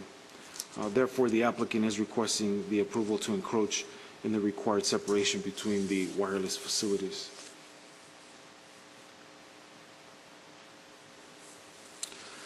Because the area of around the mono broadleaf is within an area that includes mature eucalyptus trees along the rear of the shopping center and visible from the street, staff is recommending that the applicant construct the south tower designed as a mock eucalyptus tree.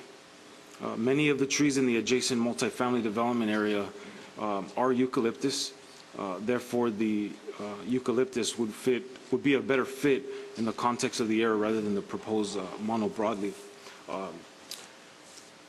As you can see in the photo simulation provided by the applicant, this is an existing photo simulation of the center facing east without the proposed facility. And this photo is providing a photo simulation of the proposed mock broadleaf tree as a broadleaf. In this elevation, this is just another viewpoint from the front of the shopping center showing the proposed broadleaf.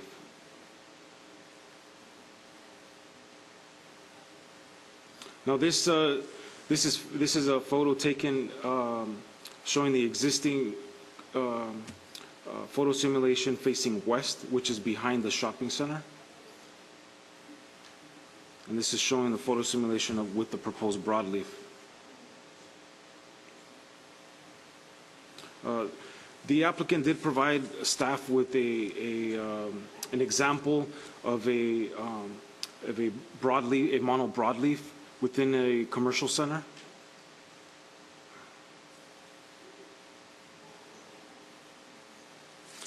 And then in this photo simulation, the applicants provided what it would look like if a mono eucalyptus tree would be proposed.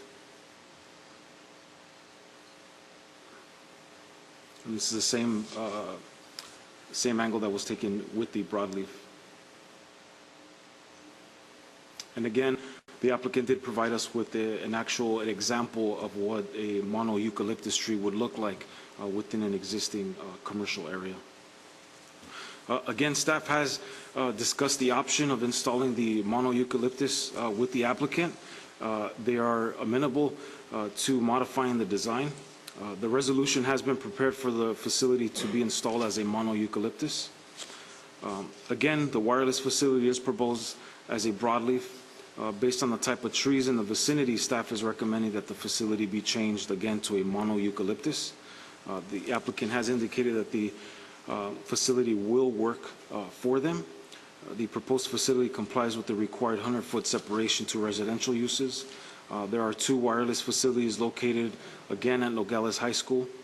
These facilities are designed as sports field lighting poles on the football field. Based on their design again and current number of users, there's no additional room to co-locate on those facilities. Lastly, a variance is therefore necessary to vary from the separation standards between the wireless facilities. The proposed facility would increase capacity for those customers in the area using AT&T. Staff is recommending approval of the proposed conditional use permit and variance. Before I conclude staff's presentation, staff did receive 2 additional letters during the time that the staff report and resolutions were given to the planning commissions for review. You have been provided with those letters, one dated November 25th, 2013, and the other received today by email dated Tuesday, November 26th. I'd be happy to answer any further questions. The applicant is present as well to answer any questions. Does the commission have any questions of the staff? Okay, then at this time we'll open the public testimony and we'll follow the procedures that we have in the past of those who may be in favor or neutral, followed by those who are opposed. So I have 2 cards. I hope they represent your interest. Michael Van Dyke, if I'm saying that right. Oh, excuse me. And that is too. All right. Does anyone wish to speak in favor of this project? Do we have the representative from AT&T here who would like to make comments? Yeah. Thank you. Thank you.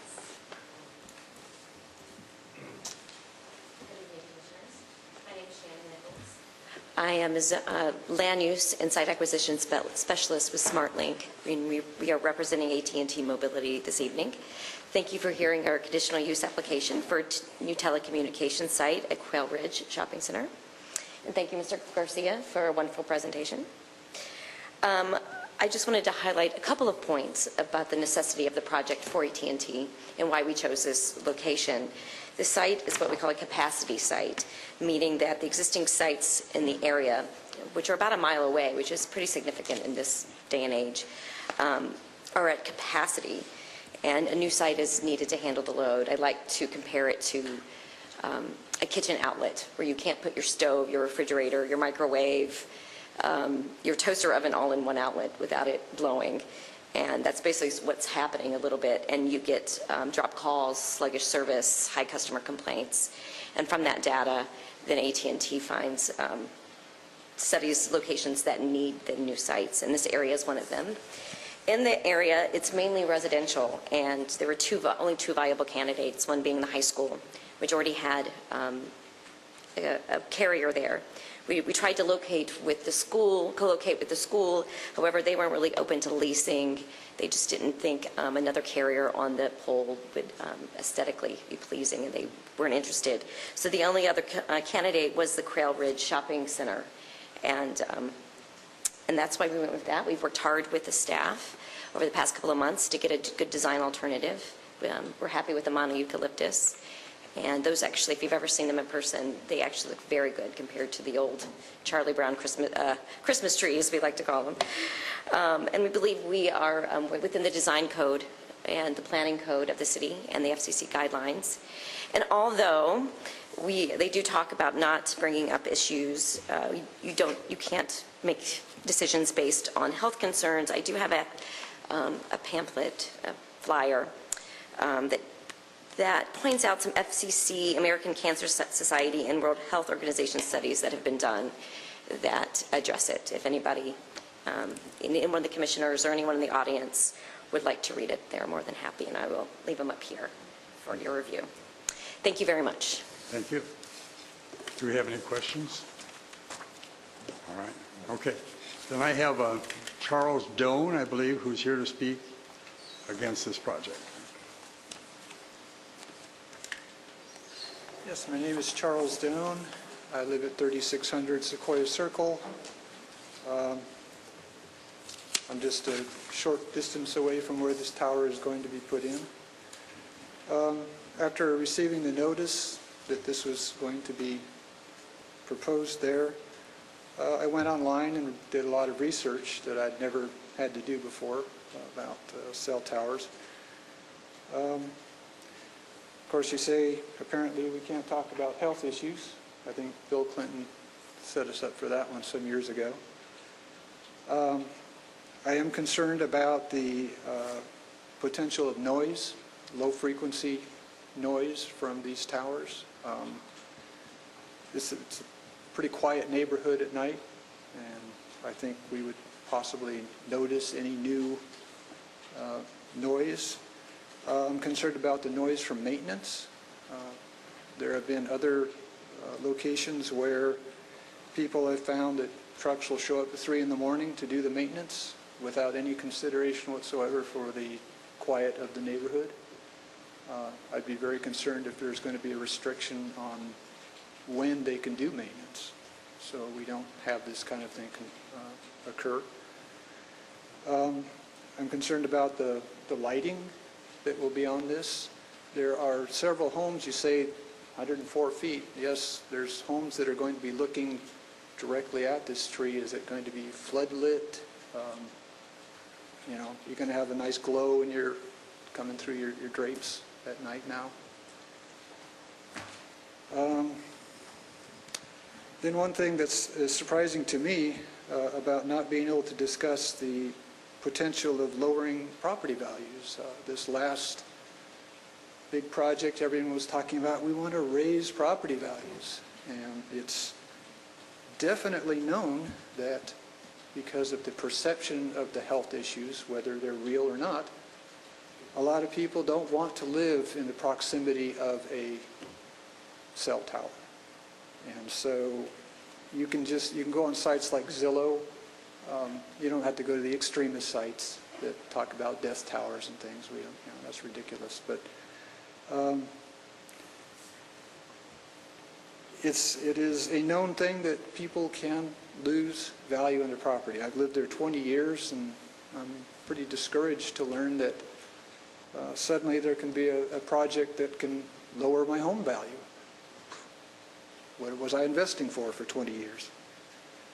But I guess that's something you're not able to consider, which seems very strange to me, because that's a very important consideration for all of us who are living right next to that, or will be living next to that. After reading this new brochure, I'm not sure why you couldn't put the tree over at the high school. I guess, I mean, not on their existing towers, but I'm not sure why they were against having a new tree in their athletic field. Really, all I can say, I guess, is I hope that you consider the residents who are going to be putting up with this. Really, quite unexpectedly, have this thing suddenly looming over our homes. It seems to me like this project is already well underway, as they've already built all the new parking. It doesn't seem like they needed any new parking except for the fact that they're going to be losing parking with this new cell tower.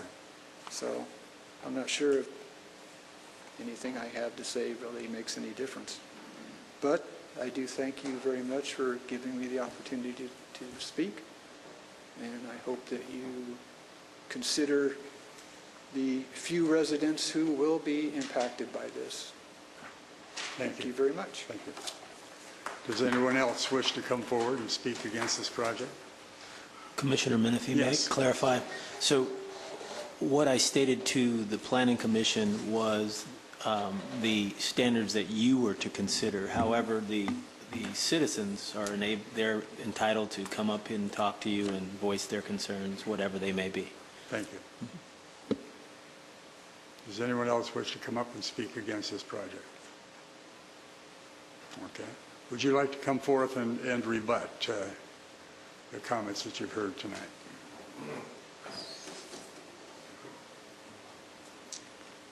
Yes, just quickly to alleviate a couple of concerns. As far as noise, if you go to any site, any cellular site, they have almost negligible, excuse me, very little noise. If anything, it's really negligible. It's also surrounded by a block wall, and there is no lighting. There will be no uplit lighting at all. Maintenance will be done usually in the hours of 8 to 5, Monday through Friday, unless it's an emergency situation, and like emergency 911 situation. And also, if you want to look at a couple of other studies, American Cancer Society included, World Health Organization on the effects of RF. You're welcome to as well. Thank you. Thank you. One moment. One moment, ma'am. Yes. I have a question. If Sure. the power goes off, do you have a generator that kicks on to keep the cell tower in operation? Don't believe we do at this location. We do at several of our other locations, but this one we do not. Okay.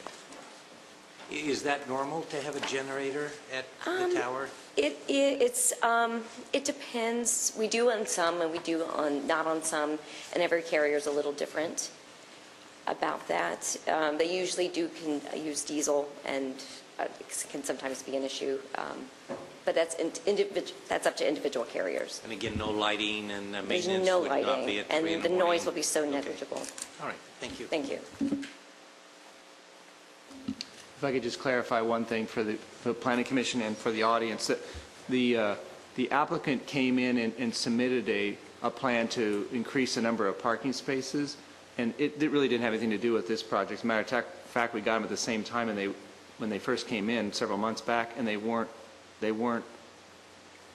collated. They weren't doing the same thing. That we had two proposals for the same project that had different things on them. So one wasn't done for the other. They were going to the property owner wanted to increase the number of parking spaces. That's why they submitted that. They then worked with the applicant to put that in a location that only changed, I think, one parking space. So they're two totally separate issues. Just want to clarify that.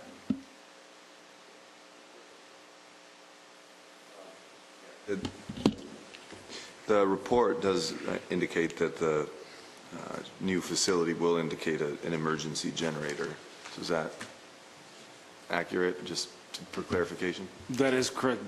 Based on the plan, there is an emergency generator proposed. Okay, thank you.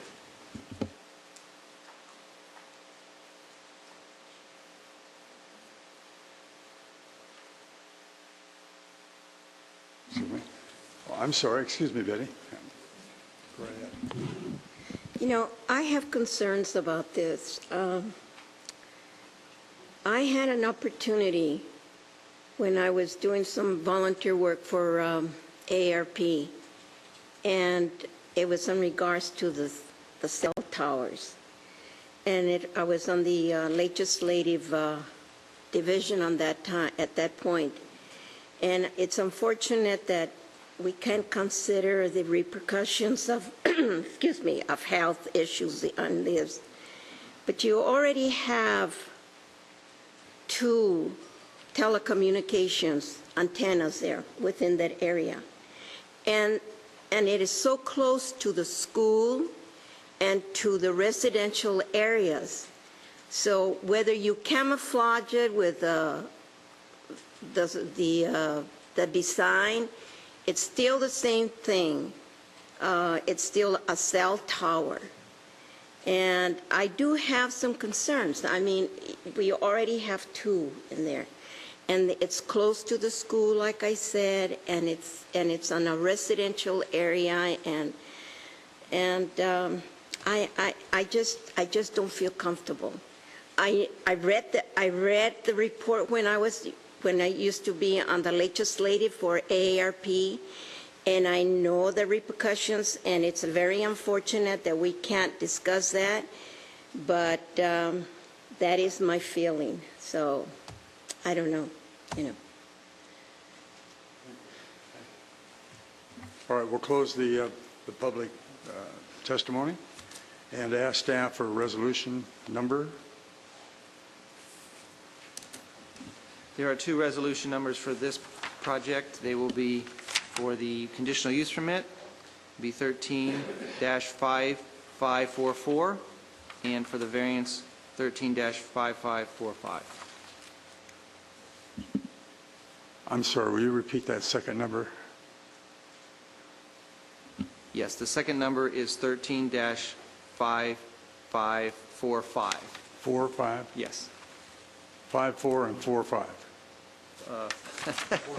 There's too many similar numbers here. Let me start again.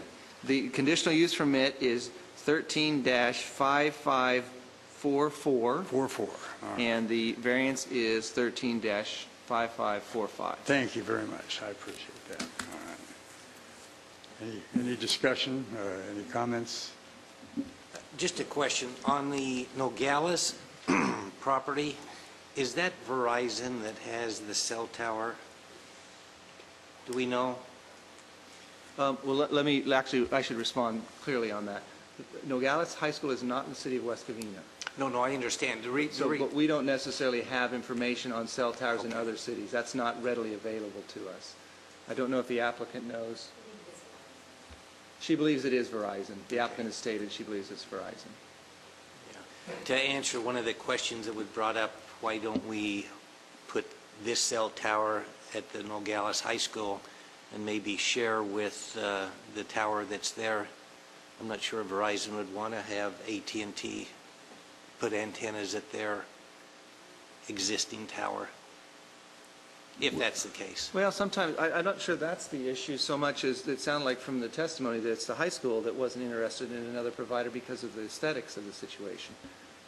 We have cell towers in the city that have, I think, as many as 4 Carriers on one. So they do work together. I didn't know that. It is beneficial to both sides. And keep in mind, these are all independent companies. There are competitors, and that's why, that's one of the concerns if you have 2 and you're trying to add a third one. The question sometimes, well, why should there be a third one? The reason is because it's a competitor, and we want, and the customer wants to have the competition because they want lower prices. At least that's the argument in capitalism. The more competition, the lower the price. So that's part of that consideration as well. Thank you. Well, based on the limitations of what we can consider, but also based on what I heard about the capacity in the network in that area, I think just the way our society, the direction it's moving in, is increasingly wireless. I know fewer and fewer people who have landlines and are relying more heavily on wireless packages. So as difficult of a situation as these towers are to deal with, it's the future. And once an area is overloaded, at least from my perspective, there's nothing more frustrating than having drop calls, or if you rely on data wirelessly to work. Having sufficient capacity in an area is very important. Thank you. Anyone else? Can I call for a motion? I'll move to adopt both. Do we have a second? Second. Okay, a motion and a second. All in favor? Oh, Can I ask one question to Yes. make sure that everyone's on board? So recall that the applicant proposed a mono broadleaf. Staff is recommending the mono eucalyptus. That's what's before you tonight. So the motion, as I understand your intent, is to adopt the resolutions before you, which would be the mono eucalyptus. That's correct. Yeah, okay. That was understanding. All in favor, say aye. Aye. Any opposed? All right. I know, I have. So recorded. Okay.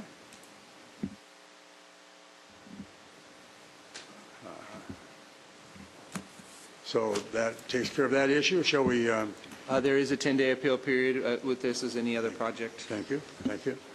Shall we have another 2 or 3 minute recess, and we'll see if we can find our chairman? And get Well, him yeah, back? maybe we just kind of stay in our seats. It won't be too long. Okay.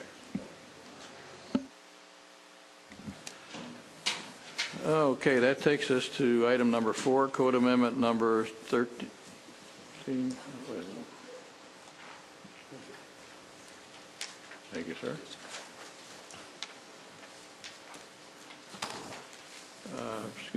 Code Amendment number 13-03, general exemption, applicant City of West Covina.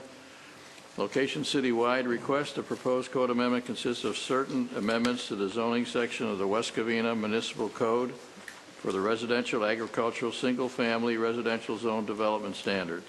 The proposed code amendment is exempt from the California Environmental Quality Act, CEQA, pursuant to Section 15061, sub D, sub 3.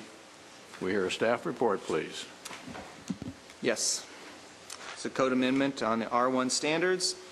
On May 7, 2013, the City Council initiated a code amendment to study the residential, agricultural, single-family zone development standards. The Planning Department recommended that 6 standards be reviewed, most of which are standards for hillside properties.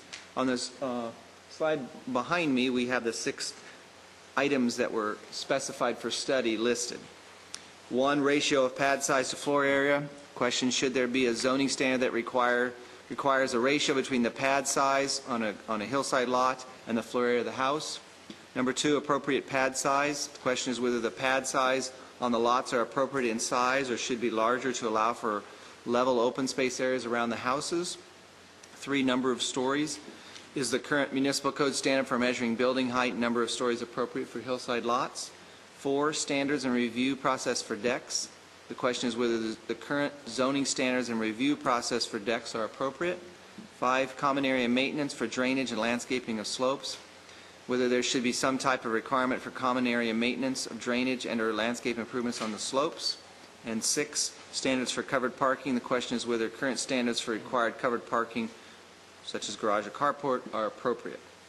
The Planning Commission held 3 study sessions to study the issues, and I know that you were all at most of those, so you remember that. But at the study sessions, the commissioners evaluated the potential changes to the municipal code and determined not to recommend any changes to 3 of the 6 issues. Those issues included appropriate pad size, number of stories, and common area maintenance for drainage and landscaping of slopes. The determination regarding appropriate pad size and common area maintenance was due to the fact that tentative and final tract maps in the South Hills area have been approved by the city, and any changes to the zoning code would not affect those parcels. So it was kind of counterintuitive to change those. The determination regarding the number of stories in a house was due to the fact that West Covina currently has a low maximum height limit of 25 feet, and the current method of measurement has been used for most of the houses constructed in West Covina.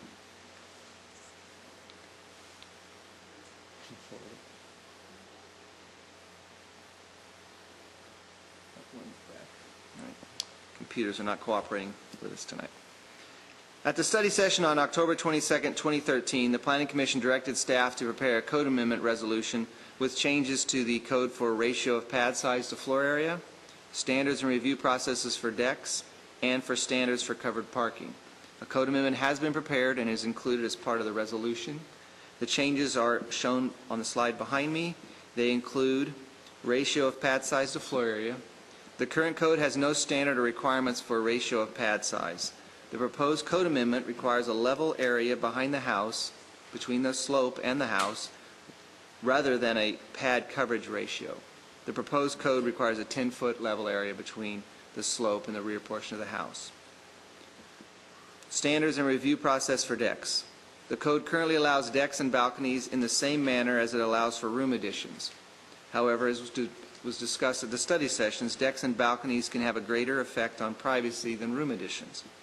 The proposed code therefore requires a 50% greater side yard setback for decks and balconies than the standard side yard setback, and requires that the minimum 25-foot rear yard setback, basically a standard for 2-story development, is required for decks and balconies.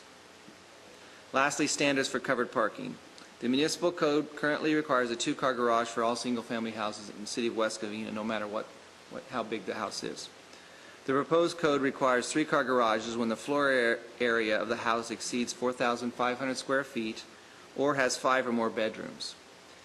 And just to, one of the things that when we were writing it, we realized we needed to clarify that in this case, the 4,500 square feet would be the livable space of the house and not include the garage. Whereas most of you are aware that when we bring things before you, we usually include the garage because the code for floor area ratio does include garage space if it's attached to the house. So we've written it to be specifically exclude garage space for that 4,500 square feet.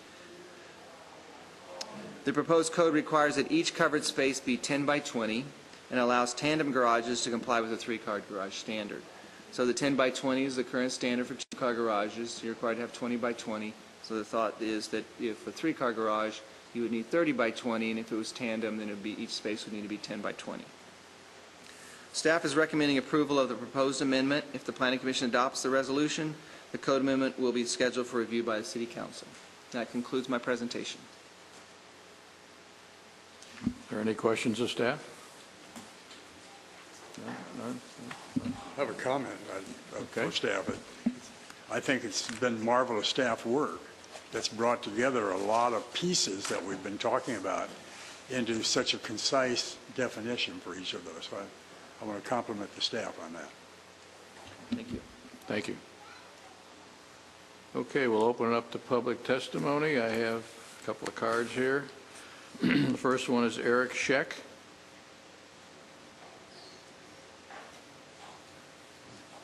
Are you for or against? Huh? Pardon? Is it okay if I go before Eric? I'm just the other card. Oh, okay. Are you for it or against? You're neutral. I don't have any problem with what you're proposing. Okay. I guess if you give me a second, I'll tell you. All right, I'll give you more than a second, sure. So Michael Vandale with Vandale Homes. Good evening, commissioners. A number of months ago, my company purchased 22 lots in the South Hills area with the full intention of getting ready to build and start those as soon as possible. Soon after we purchased those, a moratorium was put in place, and several of the issues that you considered were raised as the basis for that moratorium. It was unpleasant, it was unexpected, and our position all along has been to work with the city and the staff to get our project built, not pick a side, and definitely not pick a fight with the city. That's still our position. We attended all of the workshops for the Planning Commission. We listened. We modified our site plan and our houses to comply with what we believed you were saying. We shared those plans with staff and received positive feedback. And I guess what I'm here tonight to say is I would hope that the way we've acted in our project would serve as an example to the city of why you may not need to amend the ordinance to get the type of product that you want to see that meets the needs of the citizens and the neighbors in that area. I know you haven't seen our project because of the moratorium. We haven't been able to bring it forward to you, but we look forward to doing so. I realize that resolving these issues is the first step to the moratorium being eliminated, which we're definitely in favor of, so I'm in favor of what you're doing here. The one comment I would make is that if there's a possible way to not amend an ordinance which would allow the moratorium to be rescinded sooner rather than later, we would appreciate the opportunity to do that, using our project as an example of how you can get a good product and a good design without needing to amend your current ordinances. And that would allow us to get started as soon as possible and most likely by the end of the year. I believe if the process plays out for the amendment to be adopted and subsequent meetings to remove the moratorium, it would be more like a March timeframe that we could get started. So our banks have been made aware. They're nervous, but we're giving them updates that we're on the way through this, trying to avoid them calling loans in and creating a financial hardship. I believe we're on our way through that, but any help you can give us in getting our project accelerated would be greatly appreciated.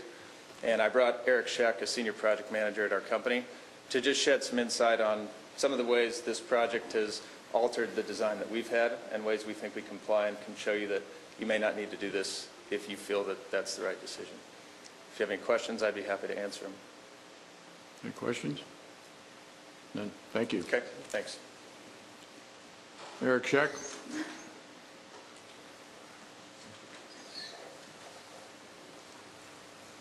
Good evening, Chairman, Commissioners, and staff.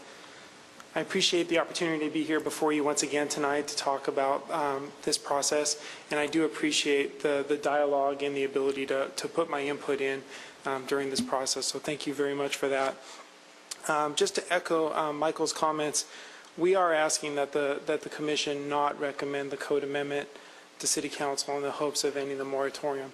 However, in the event that the Commission chooses not to go in that direction, we ask that the Commission consider some minor changes to the language being presented tonight. But it's important that the minor changes that we're presenting are not such that they would trigger a further study session and further delay the moratorium. Ultimately, our goal, like Michael stated, is that the process continue in the fastest way to end the moratorium. So we are on board. We want to work with the city. So I want to talk a little bit about some of the three proposals on the table tonight. I prepared some exhibits. Made some copies here.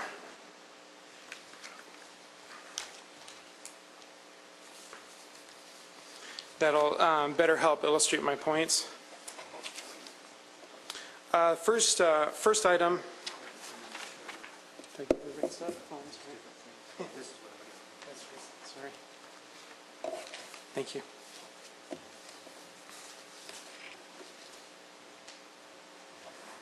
The first item is regarding the covered parking, and the topic I wanted to talk about on that tonight is, first of all, I want to say thank you for the commission's support and discussion at the last meeting regarding tandem space.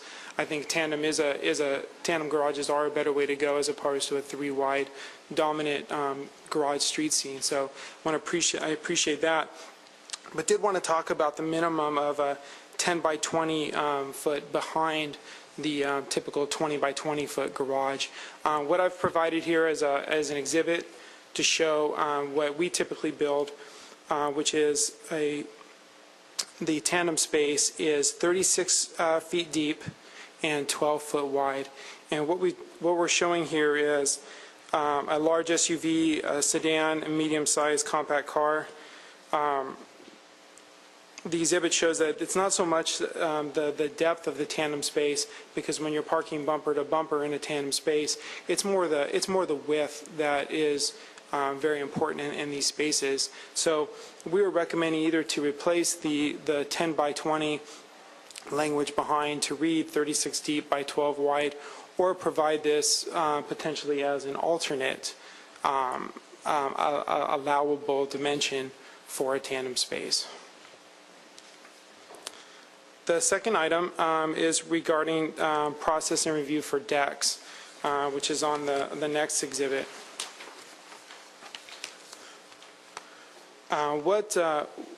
What Van Dale and other builders in the industry have also done over the years is you've seen more decks stray away from the open decks and more into a covered, more formal deck.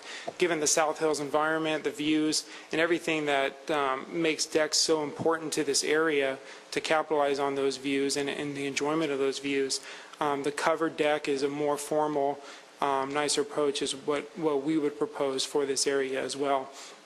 What we've done in the past to alleviate privacy concerns, which I think is a big part of why this is on the agenda tonight, is what you see on the next page is what I would call, for lack of a better term, a screened wall, which in this case is a formal fireplace and wall along that one side. So from the plan view, you can see that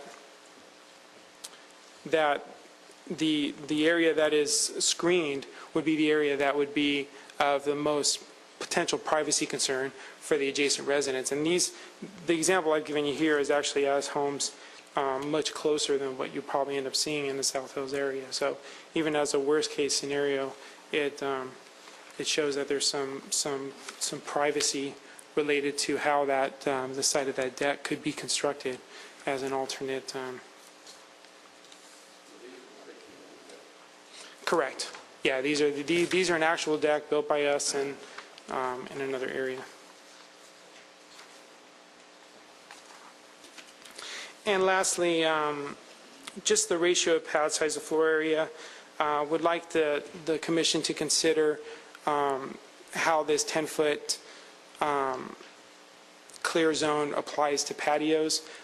Patios are typically not enclosed structures, so they would have the ability to move and access around the structure. So whether or not that a patio would be allowed to encroach, say farther, say maybe 5 feet into the space, because you could potentially go underneath the patio and around the structure, so it doesn't create an obstruction, which I think is the intent of the code amendment tonight. So I just wanted to leave with making some comments as to why not to consider not recommending this as a code amendment. First of all, South Hills and the Hillside Ordinance and the code that's in place today does provide for additional parking off-street parking through additional driveway spaces. Also, the average lot size in South Hills area is close to about 20,000 square feet, which leads for a large street frontage, which provides for a lot of street parking. And while I know that's not the target here, it does provide for ample guest parking. Personally, driving through the community, I haven't witnessed a lot of congestion and on-street parking like you would typically see in a higher density or multifamily development, which is not what this area is all about. Also, regarding the decks, again, just wanted to embrace the fact that the South Hills is beautiful and has beautiful scenic views, and how strongly recommend not to do anything to oppose the use of decks as long as privacy concerns can be met, and I think we've shown that we can do that. And then also the setbacks, that there are already setbacks, building code requirements regarding emergency access and so forth that already exist in the California building codes and other codes. So whether or not that this would need to be in place, I'd like you to reconsider as well. So I just want to say thank you, and I really appreciate your time, and if you have any questions, I'll be available. Question for you. On the second page, this one, you show two decks there, and then there's on the right and the left, I guess, building 32. Is that a deck also, the one that's squared? Yeah, that would be, I didn't draw that line in, but that Okay. would be an example of a screen there too. Okay. And then when you look at item 31, where it says 14.7, is that the garage you're talking about, the tandem garage drawn in there? That's the dashed line in there, that is a tandem space. Oh, that's not the tandem garage. That's a tandem garage. The dashed line is a tandem garage. The 14.7 is the dimension to the That's setback. just the dimension to Okay. the setback, yeah, that does, Okay. that's not for the, Any questions of the applicant? Good. Commissioner Blackburn. On the screened wall, looking at the picture on the third page, that looks like it's a solid wall with windows. So what do you designate a screened wall? When I hear a screened wall, I think of a screen where you can see through it. And, this is a great, gorgeous picture, but it is a solid.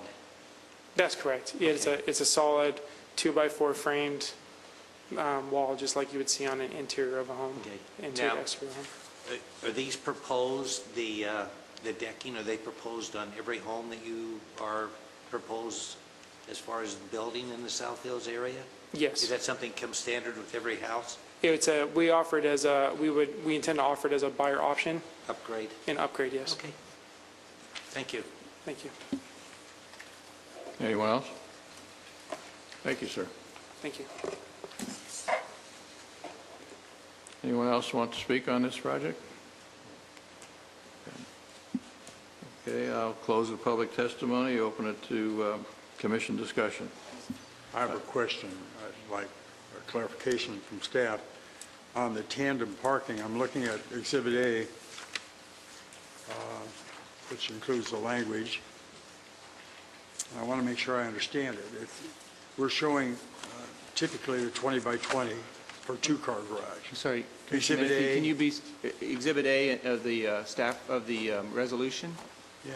The code language is what you're The code looking for. language. Yeah, gotcha. So, yeah. Page 5. Page 5, okay. At the top, where it talks about the use of tandems. We're suggesting there that beyond the 20 by 20, then we have an additional 10 by 20? That is correct. Okay. I didn't see that at first, but then as I was talking to you, I realized it does say 10 by 20. All right. So this gentleman's talking about something a little less than that. A little bit less, but I would, to be clear, what Eric is suggesting is less dimension, less depth, but more width. More width, right. So I did a quick calculation from what I think he's suggesting, and it comes out to about 192 square feet. So it's a little bit less than the 200 that we have currently written, but it's close. And it's 16 by 12 is what he looks like he's proposing there in extension of the 20 by 20 that's required by code now. And the difficulty, I suppose, that we're involved with is what size cars? And you've used 3 different examples, but I know my personal experience is that the people we bought our home from had a big old Cadillac that was very long compared to my wife's Prius. And so the space that was there is not being used because of the changes. Who knows what cars are going to be like 5 years or 10 years from now. So it is difficult to know whether they're going to be bigger, smaller, wider, you know. Thank you. Quick question. The cars you have drawn in, are they to scale? Yes. They are? Thank you.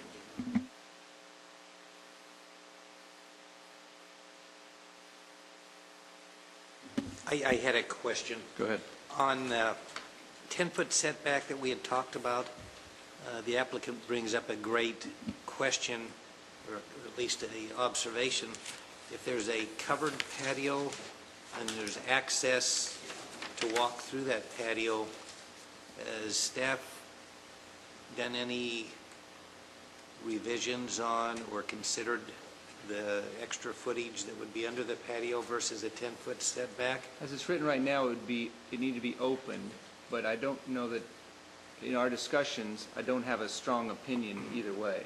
I see the point. If it's open, you can get through there. That's kind of the point, is so that the building is not built right up against the edge of it. So the patio cover could be open, but there could be no second-story structure above it. In other words, you couldn't have a cantilevered, because the 10-foot is supposed to be open. The purpose is to move the mass of the house away from the slope. You follow me? So I do. I could see some argument and some interpretation issues there with, well, if you can put a patio, then I can put a second story above the patio, correct? So we can tweak the language a little bit to make that clear, to allow for an open patio, but no enclosed patios and no second stories above. But it has to be, if that's what the commission is comfortable with. I think as our discussions went, it was supposed to be open to the sky. But it's not really written that way because we didn't really talk about it that. But I think that was that was sort of the general feeling of the discussions we had. I would like, hopefully, maybe we could revisit that before we vote on that. Yeah. Well, if everyone's in agreement, I think that you could give us direction, approve that change, the changes tonight to move it forward. Because I think one thing that we've been dealing with Eric and Van Dale. We have a good relationship. They're very good at providing the plans, and we've been working with them very well. I think that we're in agreement there to move the process along. I believe what they're suggesting is recommending no changes to City Council, but approving it, not denying it or not holding it over, but approving it tonight. And the other alternative, which we're talking about here, is keeping the changes and approving those tonight, but the speed goes to council the same speed, whichever decision you make. But if you direct me to make those changes, and I'll work with the city attorney to make sure that we get them in there correctly, if you're all in agreement, to allow for open patio covers in that 10-foot area. As far as the code amendments in the moratorium, how does that work? Well, first of all, the moratorium isn't before the Planning Commission. It's not up to the Planning Commission's discussion. It's up to the City Council. City Council adopted a moratorium and then initiated a code amendment to study these issues. So the Planning Commission's role is to look at the issues that were there and decide whether a code amendment is necessary. And when it goes back to Council, they will determine if they want to go forward with that code amendment. And if so, then it goes through the process. They can also determine if they want to keep the moratorium or rescind it. Generally, in these kind of situations, the moratorium is rescinded on the day that the code amendment takes place. And that is kind of the timeline that was discussed by Mr. Van Dale when he came up and spoke, which, as we have it scheduled right now, if everything goes forward as we expect it to, the code amendment would take effect mid to late February. And so then the moratorium would be rescinded on that exact day. Okay, thank you.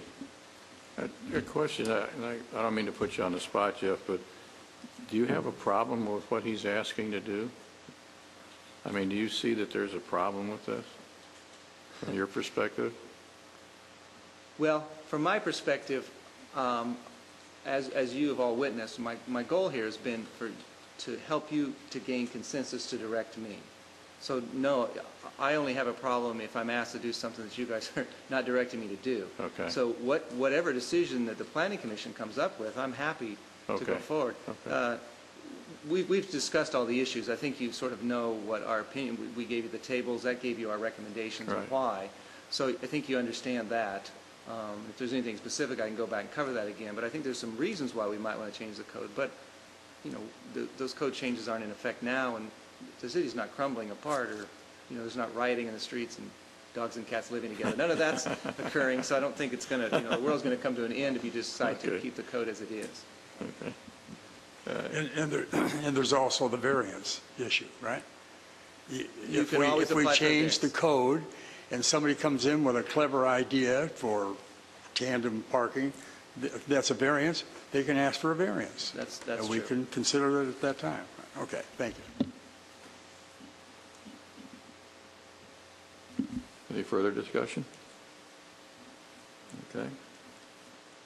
I'm not sure how to do this resolution now.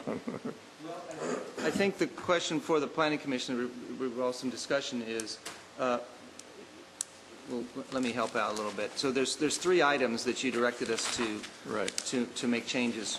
As we've, I guess, maybe you want to just kind of discuss each one. So you have the 10-foot area, which is the first one. That's what I heard a little discussion about. Maybe discuss it and see if everyone's on agreement on the patio, whether an open patio would be okay in that 10-foot Okay. area. Well, let's take that one first, okay? Have a motion? I don't think you need a motion. I think you just need to sort of nod your heads and say, yeah, or thumbs up or something like that. I'm okay with that. You're okay with that? I don't see a problem. Okay.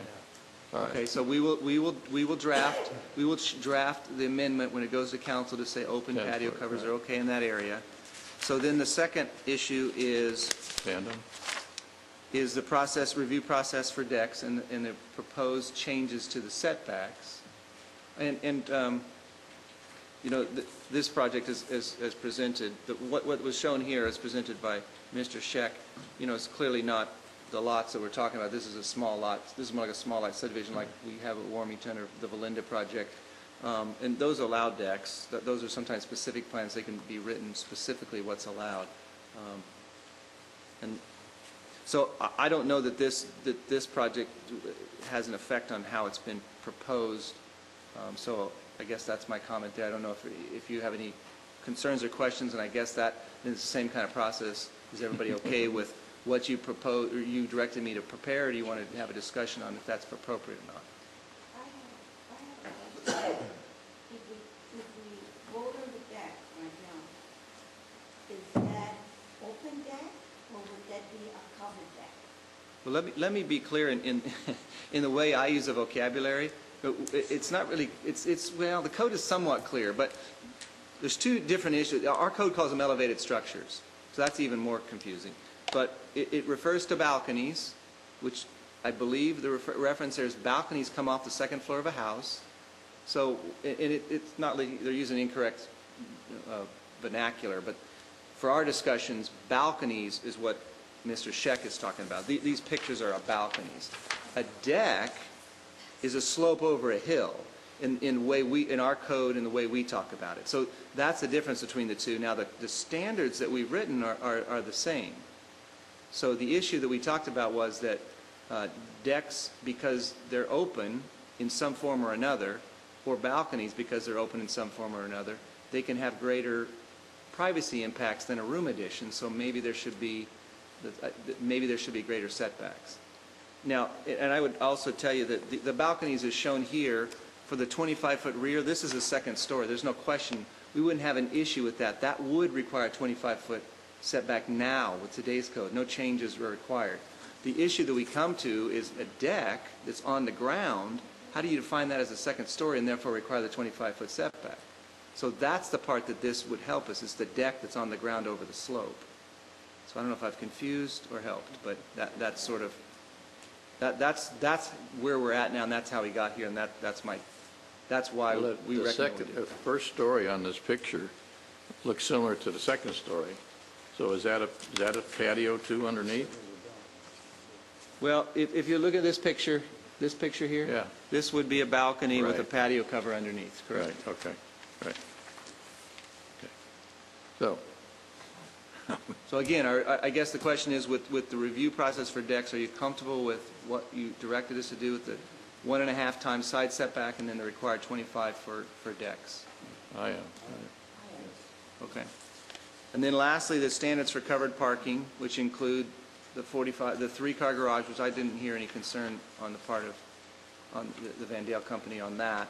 And then I think the real question that they're wanting more discussion on is the tandem. Are you comfortable with a 10 by 20 required space, or do you want to allow some flexibility, as Dave discussed?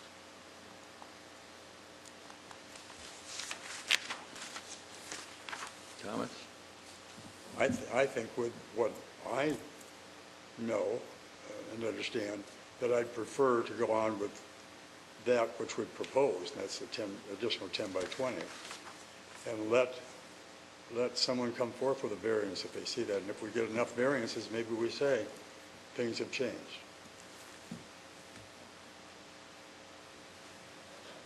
Agree with that? I think we're that. Okay, I agree. Okay, 5 so nods. I think we understand the code as written, with the exception of the change to that 10-foot area, the level area, to only allow open one-story patio covers.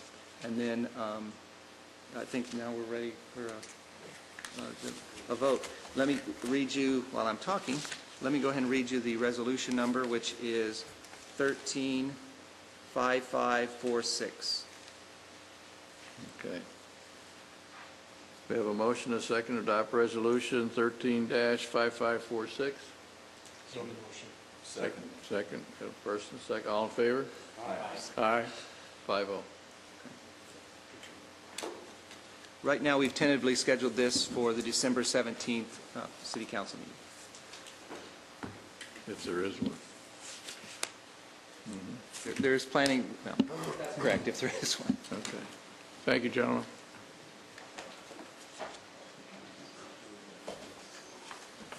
Brings us to continuation of oral communications. Anybody else want to speak? Okay. If not, commission reports, comments, miscellaneous items. This is a time when any member of the commission may bring a matter to the attention of the full commission that is within the scope of duties assigned to the commission. Any item that was considered during the agenda is not appropriate for discussion in this section of the agenda. No commission discussion or action can be considered at this time. If the commission desires to discuss an issue raised by a speaker or take action, the commission may vote to agendize the matter for a future meeting. Comments? None? None? None? Okay. Brings us to planning director's report. You may have noticed that we got some different signage up here at the Westfield Mall, which is no longer the Westfield Mall. So Westfield has sold the mall to a company called Starwood, and they're now labeling it Plaza West Covina. That's maybe temporary. We're not sure how it's going to all. New owner, new thing. So that's why you're seeing the signage change.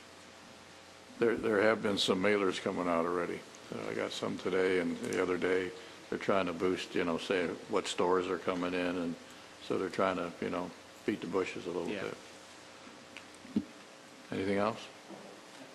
Nothing else. Okay, city council action? The Warmington Homes project was held over, or continued from last week's meeting to the December 17th City Council meeting. Any last comments before adjournment? Motion for adjourn? So moved. So moved. We're adjourned.